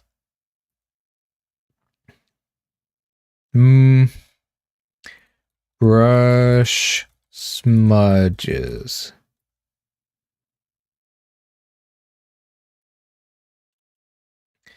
Okay, use tape on...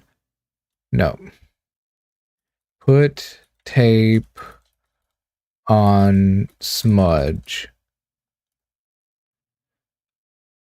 Put tape on box. Okay, what do you want from me, game? I'm trying here. Box is definitely under. You wonder who could have done this. All right, not helpful.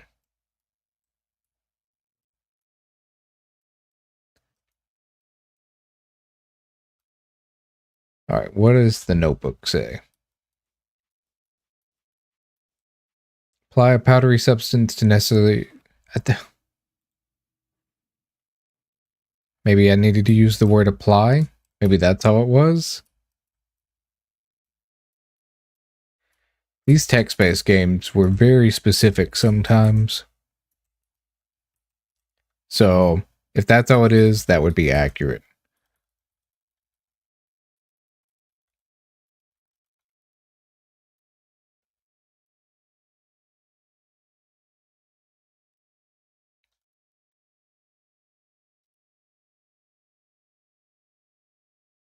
Okay, apply soot to jewelry worked when all the other prompts were like the exact same thing, whatever.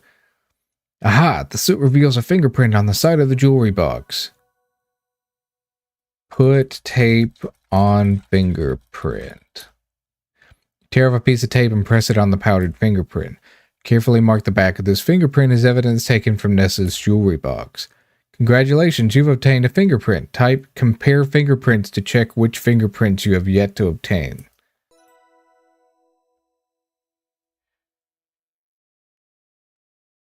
Get fingerprints from Nessa.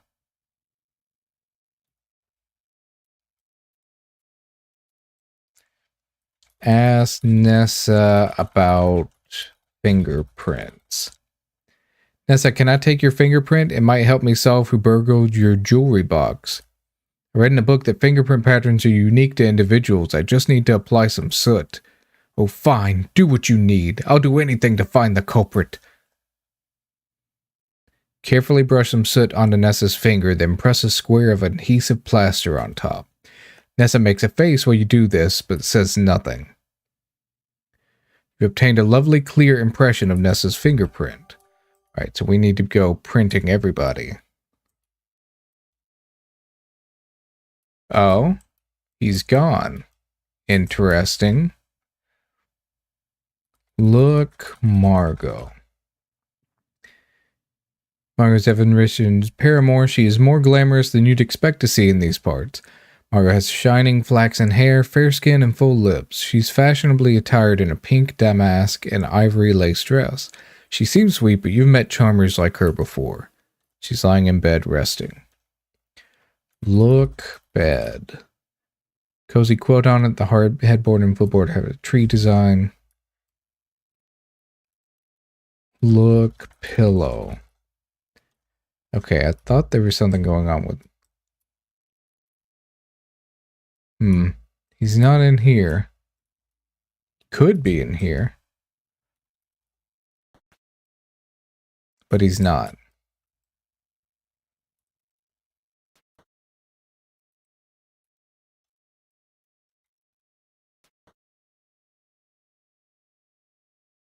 Alright, is he in here maybe? Apply soot to curio. Feels a fingerprint. Put tape on print.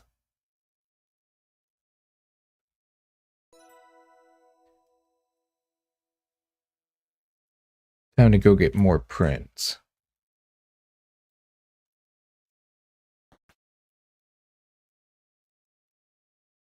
What's this guy doing?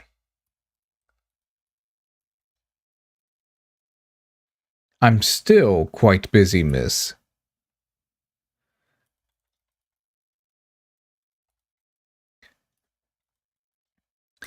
Man about prints. Ask man about fingerprints.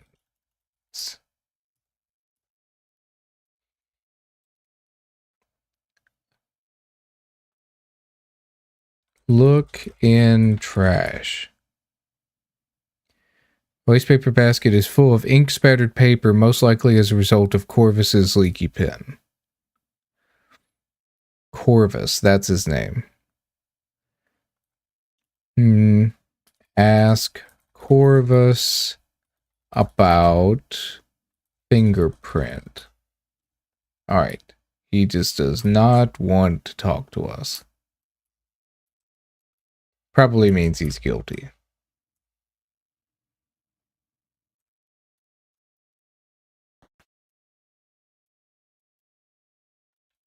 Tog Albert. Rather busy at the moment, but I can smell delicious cookies downstairs. Why don't you be a helpful girl and bring one up to me? How about you give me a fingerprint?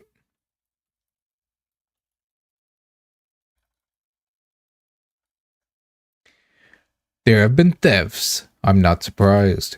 My field kit went missing too, if you'll recall. No one helped me with that matter, so I shan't concern myself with this. Maybe I can bribe him with a cookie. Maybe that was the clue.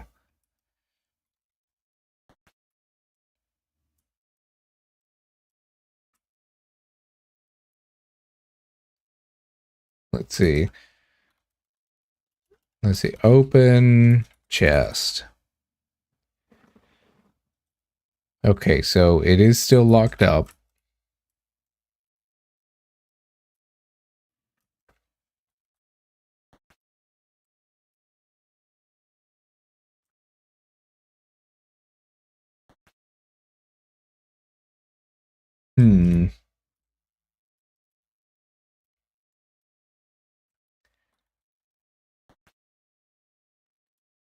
Looking for anyone anywhere.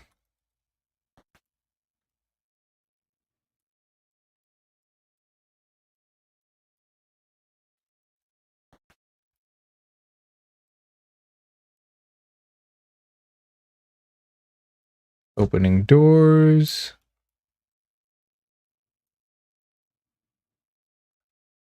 Doors on doors on doors.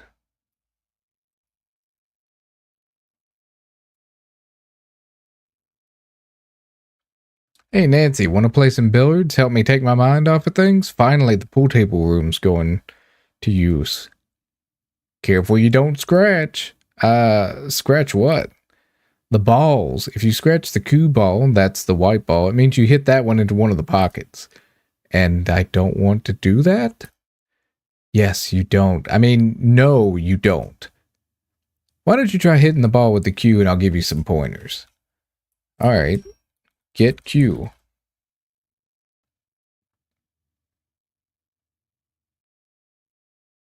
That's the spirit, Nancy. Come hit a few balls with me. Let's see. Play billiards. Okay, so how about you get us started?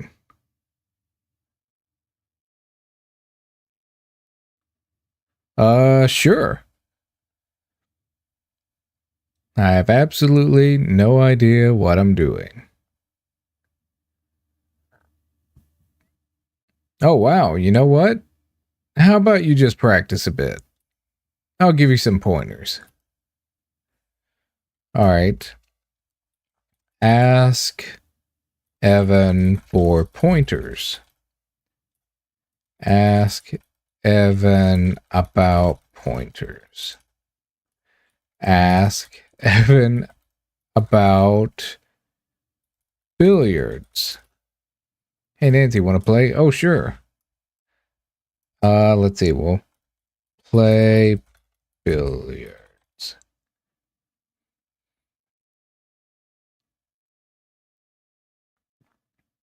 Try to follow through more.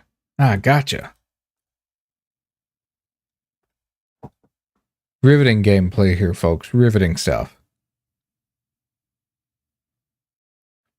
Don't rip the cue so tight. Okay, I'll try. I mean, try not to. I think I'm getting better. Sure thing, Nancy. How about I rack up the balls again and you can try it from the top? Gee, thanks, Mr. Richards. Ah, he's starting to warm up to her.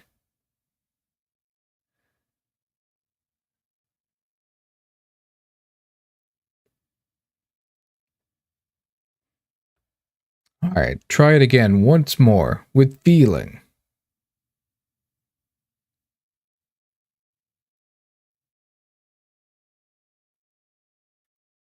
Alright, keep playing.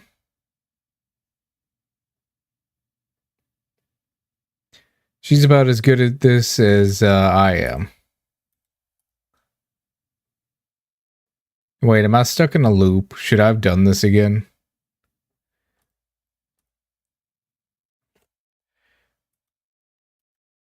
I think I'm getting better. Sure thing. Alright, well, I think that I'm not accomplishing anything anymore. I think I'm needing to talk to him instead of playing.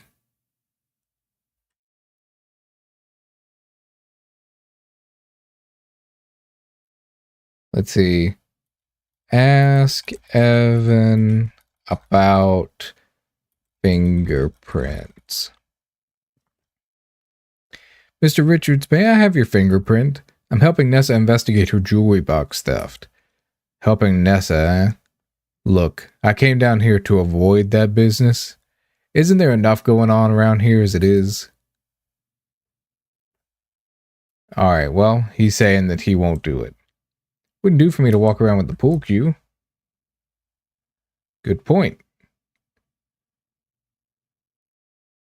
Turn the pool cue to its stand. Alright.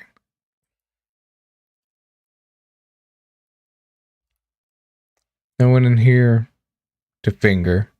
Print. Ask Jack about cookies. These are halangrota. It's a Swedish word. My grandma used to make them. They're called thumbprint cookies in Canada. Evan and Margot love them. I fill them with raspberry jam that I make myself. Grow the raspberries too. What does halangrota mean? Oh, right. It means raspberry cave. Ooh.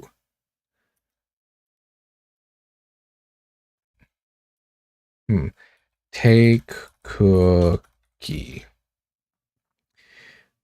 One of the baked cookies or one of the raw cookie? Take baked cookie.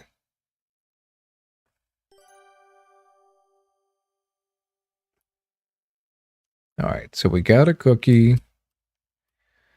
Let's get these thumbprints as well. Or fingerprints. You know, thumbs technically aren't fingers. Wild stuff.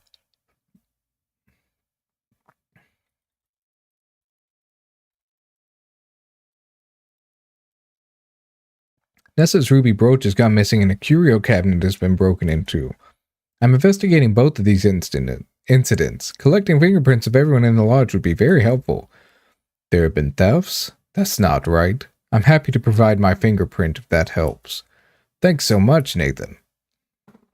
Nathan patiently waits while you brush the soot onto his finger, then press a square of adhesive plastic on top. Plaster. Ugh. Removing the square of adhesive plaster from Nathan's finger reveals a clear fingerprint. Much appreciated. Good luck. Alright. Ask Kimmy about fingerprint.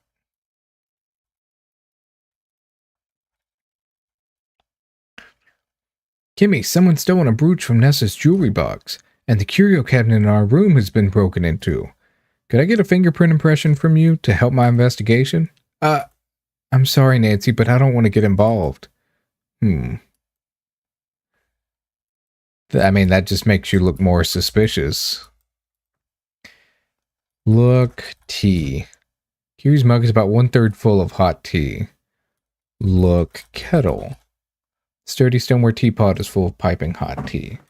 Drink tea. Don't have any tea right now. Put tea in mug. Need to get Kimmy's mug before you can refill it. Get Kimmy mug. Pardon me, Nancy. I'm still drinking this. It's still nice and hot. All right, I was trying to be nice and top it off for you, but never mind. All right, compare fingerprints. Need a complete set of fingerprints from everyone in the lodge before I can make any definitive conclusions. Haven't seen Corvus around. He may be in his room. Margot's resting. I wonder how I can get her fingerprint without bothering her. Jack's probably too busy to help me. I'll need to figure something out. Kimmy's downstairs in the conservatory. Albert's probably working. Wonder where Mr. Richards is. So some of these we might have to get a secondary way. Offer cookie to Albert. Say, Mr. Respa, how'd you like this thumbprint cookie? Albert's eyes light up. Splendid. That's just what I need. Thank you, miss.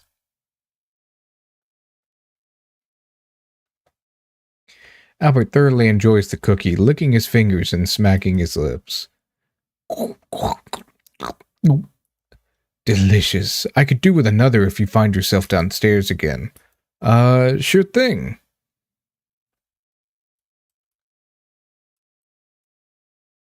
I wonder how we use this against him. Oh, maybe I need to use the raw cookies. Okay. Maybe that's the trick. Take paper in trash. Look in trash. Ink splattered paper. Take paper. Find a particularly clean fingerprint specimen, neatly tear it out, and take it with you. Okay, so his was just right next to him the whole time. Jack, maybe look at bed. Examine satchel. What do you think you're doing? Don't touch my things. Okay, so then that must be his satchel. So then where's something of Jack's that we can... Apply soot to glass. Apply some powdery soot to the drinking glass. These are clean, no fingerprints.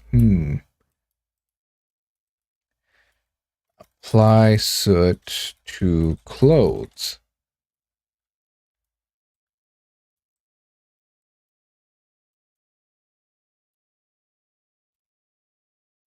Ah, maybe...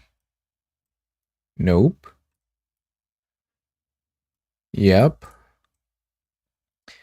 Apply soot to mop.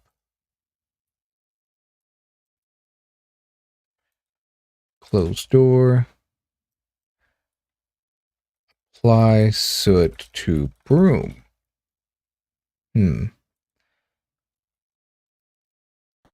Trying to think of ways to get Jack's... Well, maybe...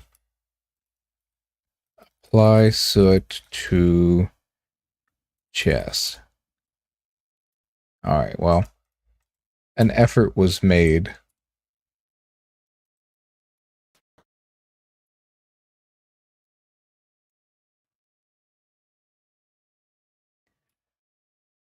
Alright, if it's Kimmy, bet I can get it off of her suitcase. Apply soot to luggage. Oh man, maybe look binoculars.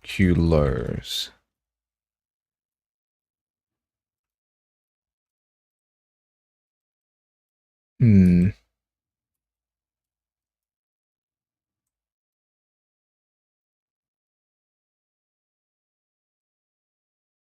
Need to find something of Kimmy's that can be. Oh, well, probably her mug that she's using. That would make sense.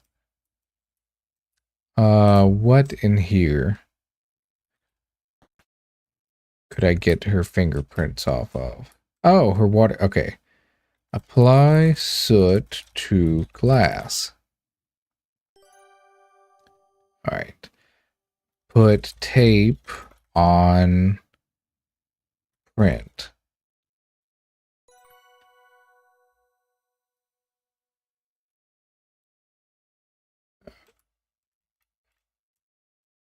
Collecting these prints one by one.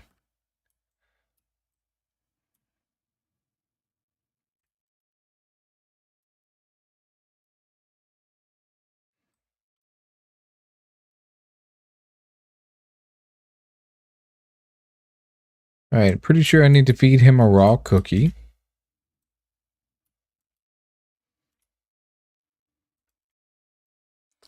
Get raw cookie. Jack, is it okay if I take this raw cookie, the one without any jam? Go right ahead. I ran out of jam anyway, so it's kind of a dud.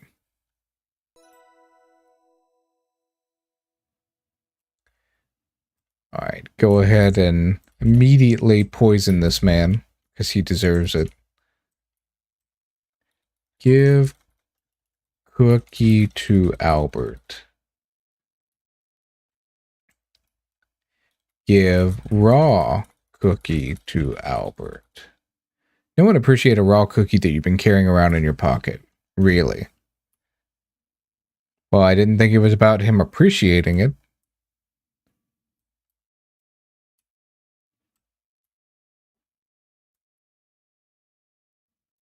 Oh, wait, no, maybe. Oh, thumbprint cookies. I'm so dumb. All right. The cookie was for Jack's thumbprint. All right. So then we need apply soot to raw cookie. Coating the inside of the raw cookie with soot isn't going to preserve Jack's fingerprint impression. Quite the opposite. There must be a better way. Apply tape to raw cookie. Don't think this is the correct method to use for obtaining Jack's fingerprint. There must be a better, more delicate way. What do we have in the inventory here?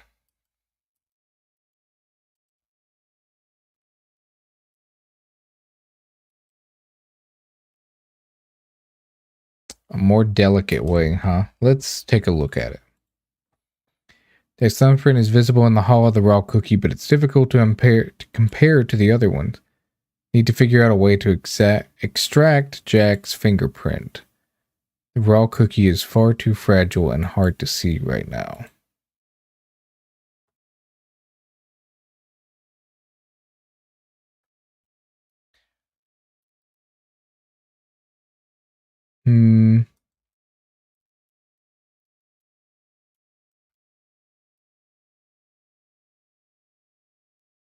So we got Margot. We need to get...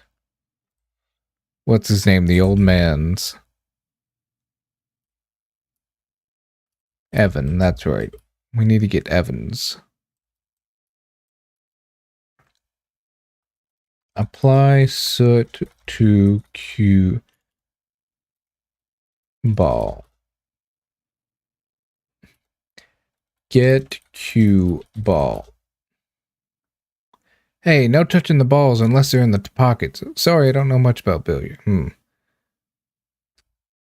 Talk Evan. Nez is real upset about her missing ruby brooch. Someone's taken my parents' silver steins from the curio cabinet.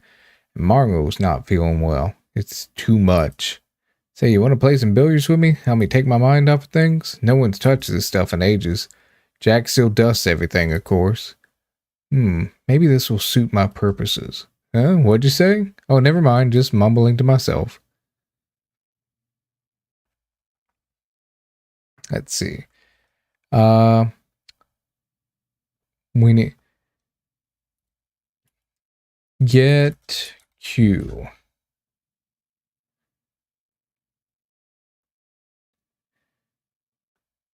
That's the spirit. Come hit a few. Alright, let's first dust Q.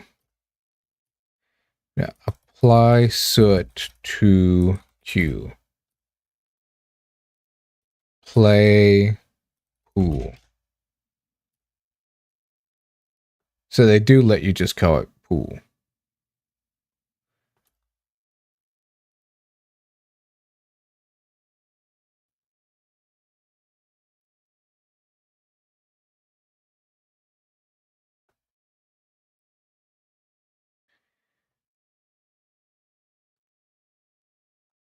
Let's see, what if I scratch Q?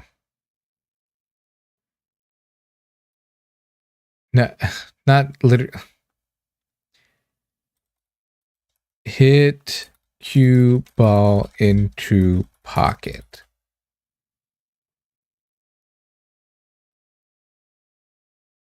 Aha. Try and hit the cue ball straight on for now. Nothing fancy. Oh dear, I was trying to hit it straight on. Aha. We're gonna make him touch it this time. Oh, I'll get the cue ball. Thanks, Nancy. Pick up the cue ball, careful not to disturb its surface too much. Apply soot to cue ball. Alright, and put tape on print. Alright, we got his print. Now let's put back cue ball.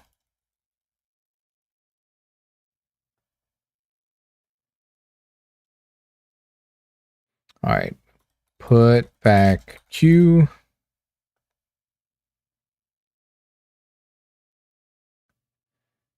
And let's get out of here.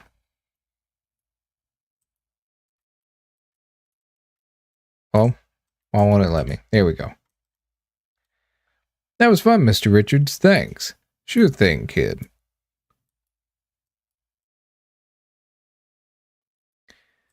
I wonder if I'm supposed to use duck call. Blow whistle.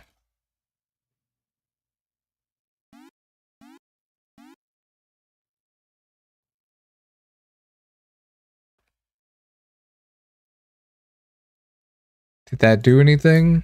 Maybe.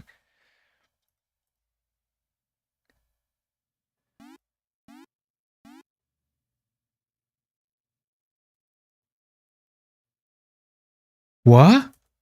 Oh, Nancy, it was just you. Sounds like a good quality duck call. I've done a bit of mouth calling myself. Okay, I thought that would get him.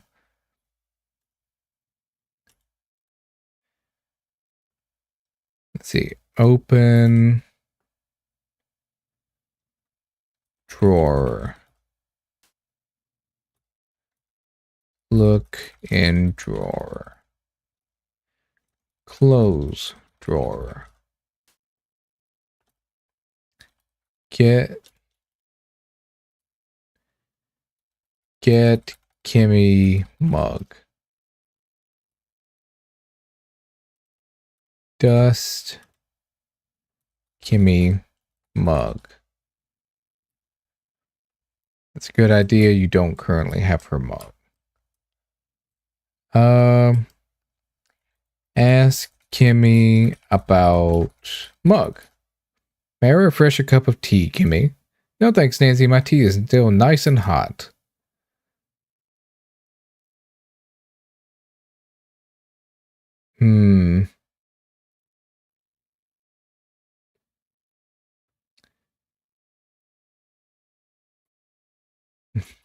What?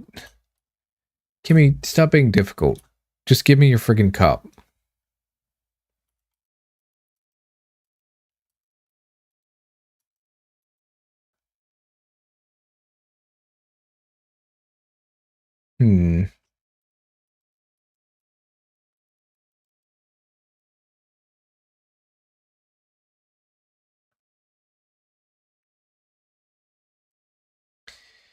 Let's see. Ask Nathan about mug. Ask Nathan about tea.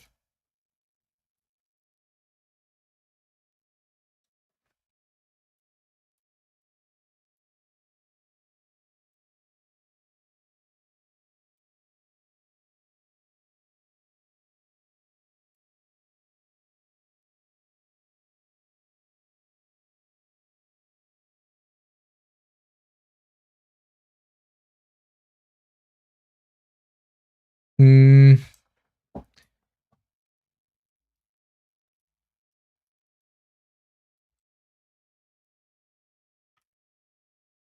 Where to go, what to do.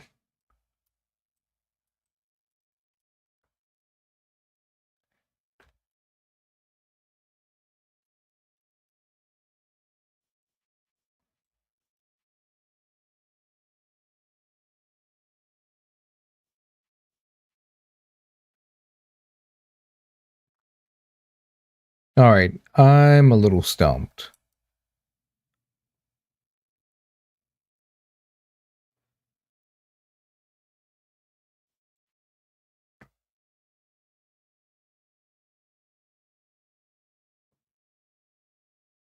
Find a way to extract the print from the raw cookie.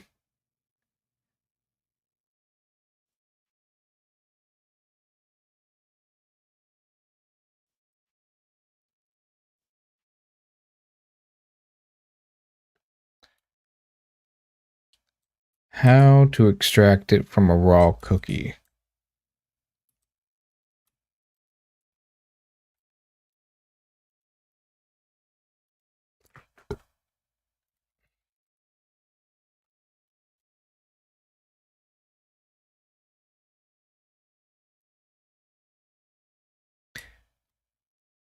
I don't know, dude.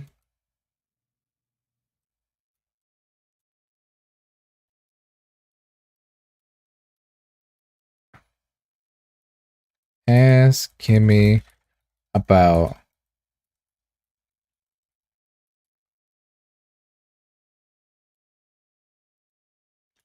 Ask Kimmy about Cormordan. Ask Kimmy about bird. Fisherman killing because the birds. Poor thing. I don't know, Kimmy. You need to just cooperate with me here.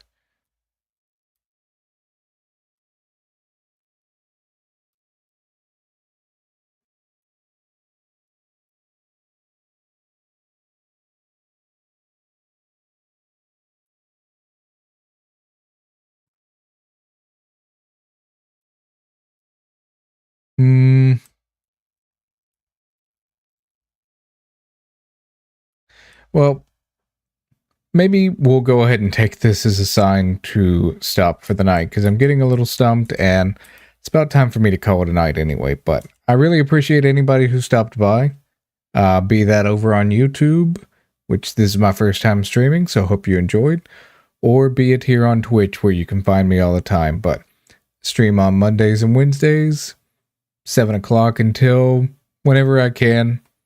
And I hope you'll tune in and check out my little Discord community. But thanks again to everybody who made it out. We will take a look at doing a raid into somebody. But friends. Let's see. Who should we raid? Raid.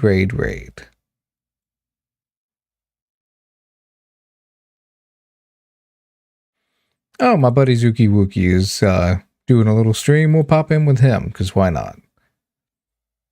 Thank you again for making it out, Sky and Shift and anybody else who was around. And I will catch you on the next stream. Peace out.